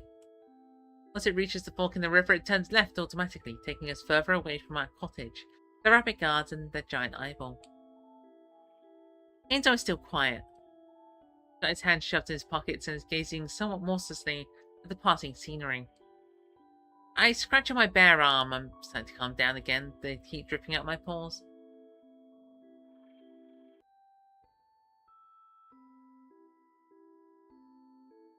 The gentle sway of the boat is helping, back and forth, slow and smooth. We're around the bend now, drifting dreamily past the colourful scenery. Knolls of gold and green slope upwards and away from the riverbank, and the red and purple trees stretch towards the orange sky. Decorating the ground are flowers of all shapes and sizes, cattails, tufts of white cottonweed, all seemingly untouched with no signs of life to disturb it. When I turn back around, I see Ginzo staring at me. I blink. What? He looks away, guilty almost, as though he'd been caught doing something he wasn't supposed to. I guess I'm just still not used to it. A pause. Being able to look at you, I mean. Oh, I simply say, it'd be weird. Yeah, weird. He looks up at the sky, then back at the clock. Back at the deck. Coughs. And I mean, I know it's like nice and stuff, seeing how you turned out. For me though, I wish I could have done that without seeing. I'm ugly as fuck. I mean, well, kind of wish I never found that out. I roll my eyes. Not ugly. And compared to Autumn, I'm sure it really takes a cake. He was ghastly enough as a kid. Oh no. My finger flares again before I can stop it, and I jerk forward with an almost audible snap on my spine. For fuck's sake! Would you give him a fucking break? Enzo's eyes go wide, his face flushing. Then his gaze turns sharp. What the hell is wrong with you? It's just Autumn. Just Autumn. Has it ever occurred to you that Autumn's a person too? He's one of our friends, and you treat him like shit! Well, sorry! Didn't know you were in love with the guy, for crying out loud. Enzo grinds his teeth. And also, what the fuck? Last I checked, you never cared about him before. Where's this? Oh, what was Autumn? Back when we were kids, never saw you standing up for him. Press my lips together, heart twisting. It's true. fucking true. I'm a horrible fucking person. Yeah, well, I wrench my gaze away. maybe I'm just trying to make up for it. Ginzo rolls his eyes. Oh, well, good for you, Mr. Saint. Just because you're having an existential crisis doesn't mean you have to take it out on me. Chat? Chat, what do I say? Yes, Iggy slit Ginzo's throat. Up. I'm thinking of Orlam's privacy, not of being a dick to Ginzo. It's a different issue. I'm sorry.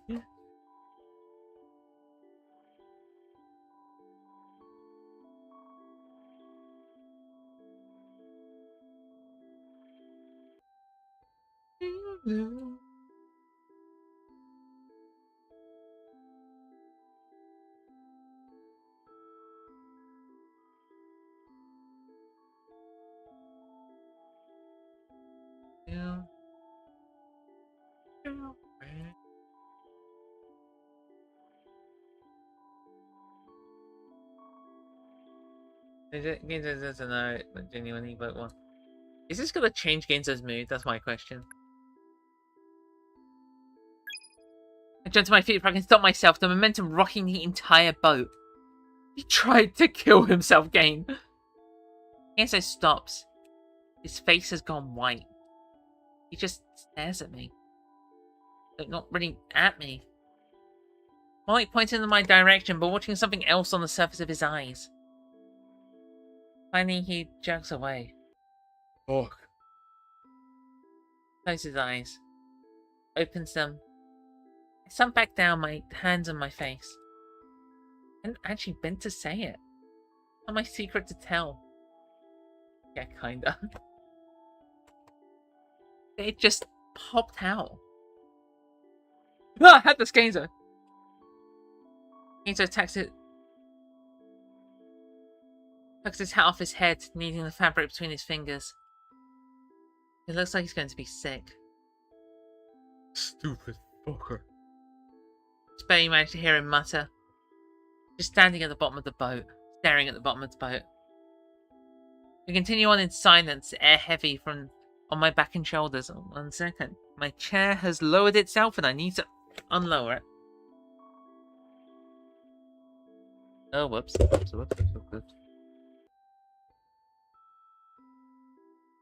That's bad.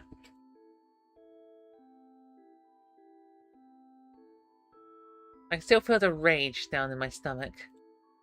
Rage at Ginzo. Rage at myself. Rage against the machine. Churning and frothing just beneath my diaphragm. What music do you listen to, Brina? You're so enthusiastic, Onion. I listen to a lot of stuff. How many layers deep are we going? Are you want the basic stuff? Do you want the stuff that I actually tell people, or do you want like that sweet freedom juice?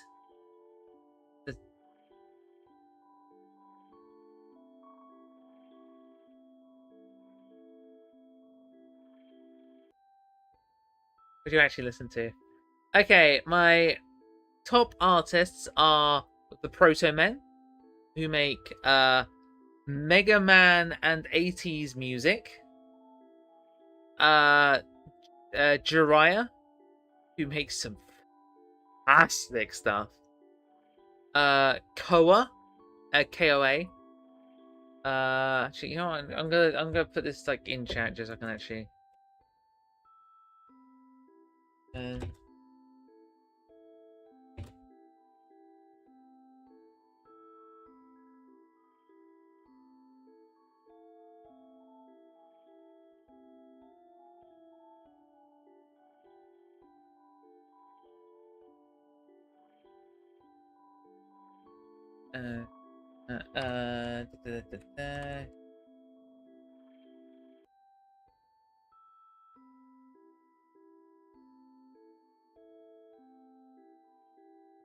Oh, correctly. I'm making sure I got these spelled correctly.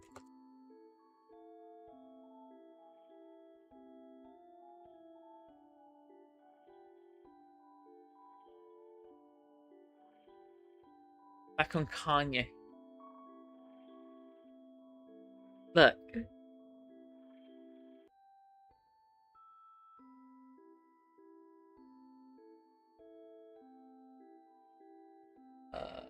Don't listen to.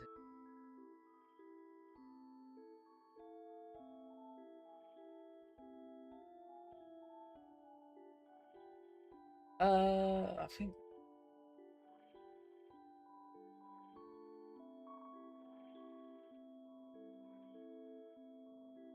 Yeah, I'd say it's quite a comprehensive list. Just to, like the basic overview. Yeah, so Proto Man, Mega Man, and 80s music. Koa makes mostly My Little Pony theme music. The albums are ridiculously good somehow.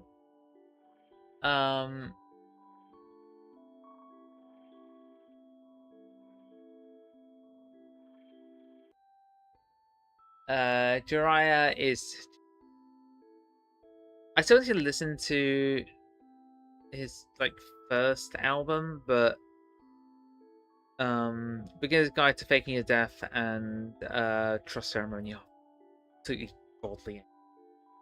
Just I think they're my favorite solo artist at the moment. It's that good. Flavor Foley are Vocaloid music, just the peak, absolute peak stuff.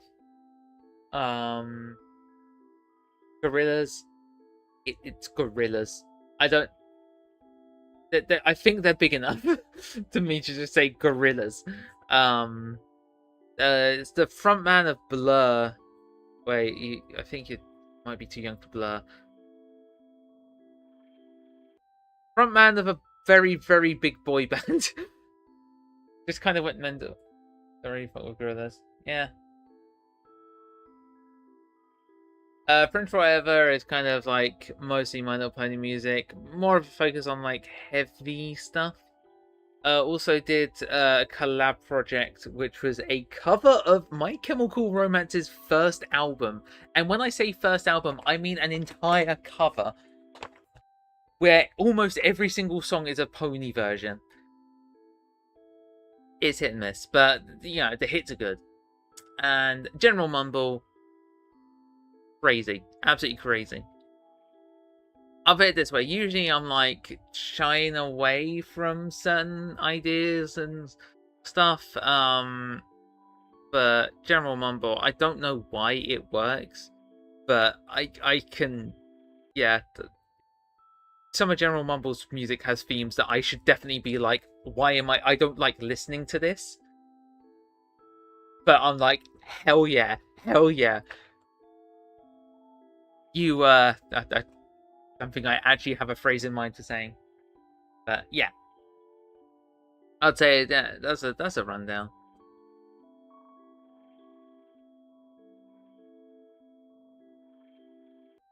I mean, I've heard some of Kanye's music in passing, but I don't think it's stuff that I'd really.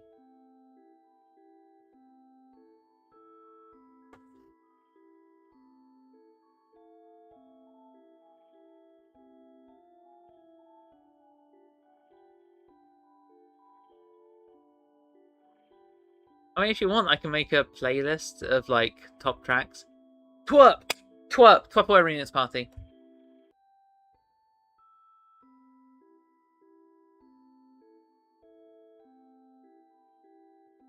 Yeah, I can make like a soundtrack of my like favorite songs and favorite artists and stuff if that helps. I can just like link that in the. It's all good. To be honest, I'd like a playlist to listen to anyway, so it worked for me. It wouldn't be much effort. That time I could do it after the stream. Yeah, sure. Yeah. Shout out to Willwood. Also, Willwood, yeah, I've been listening to I, Me, Myself recently. But the whole Selfish album, I can listen to that back to front. No problem. I like the Selfish album. Everything else is kind of spotty. Main character and I, Me, Myself I like, but the rest of it's kind of hit and miss for me. Alright. Kenzo grunts softly. He's looking something along the right-hand bank. What's that? Huh? That sign. I let my gaze follow and spy a small wooden sign that says Collector's Territory ahead, painted in heavy red strokes. Sorry. Collector's Territory ahead. Who the fuck knows? I muttered, disinterested. I don't remember this collector guy from before. Well, if he tries anything, I'm gonna tear his fucking head off! I snarl. Inside flinches, recoils. I just wrap my arms around my chest, staring fiery daggers through the bench in front of me. On and on we glide. On and on, the aura of amenity floats over my head like a cloud. Past tree after tree, bend after bend, even past a strange yellow hillock containing what appears to be slowly smoking trash. I say nothing. Kenzo says nothing. Finally, the boat slows to a stop and I look up to see the dock, identical to the one we embarked on. Guess this is where we get off. Kenzo says sullenly and pushes himself to his feet. I run a hand through my hair, scratching at the back of my neck. The hair there standing straight up for reasons I can't fathom. I swear I feel someone watching me the entire way off the boat and onto the dock. I shake it off, shrug my shoulders. Kenzo has his hands in his pockets and is staring down the wooden planks. I don't say anything as I walk past.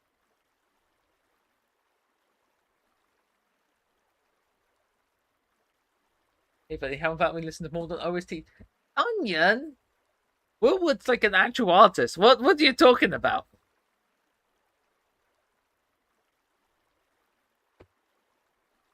Past the docks, the valley of dirt winds itself up, off and away from the river, bordered on either side by more trees. Come on.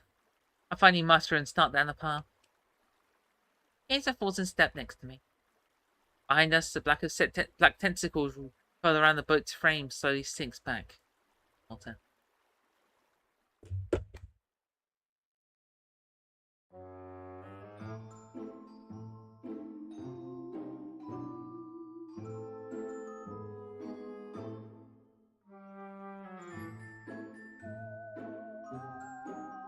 Alright, it's been about 3.5 hours. I think I am going to call it quits for today. I'm feeling that energy start to sap from me, so I want to make sure I'm actually like doing good over dinner. Alright, well, Arc 3 Gidget, that's a warning sign if I've ever seen one. So, as always, have a good morning, afternoon, evening, night, and stay hydrated. Have an absolutely lovely time, y'all, and I'll update about stream. I'll probably stream Monday or Tuesday. Probably be my next stream. I'm working tomorrow. I'm probably going to be busy Sunday, so yeah, probably Monday or Tuesday. Stay hydrated. Nice protecting, thank you. Alright, bye for now.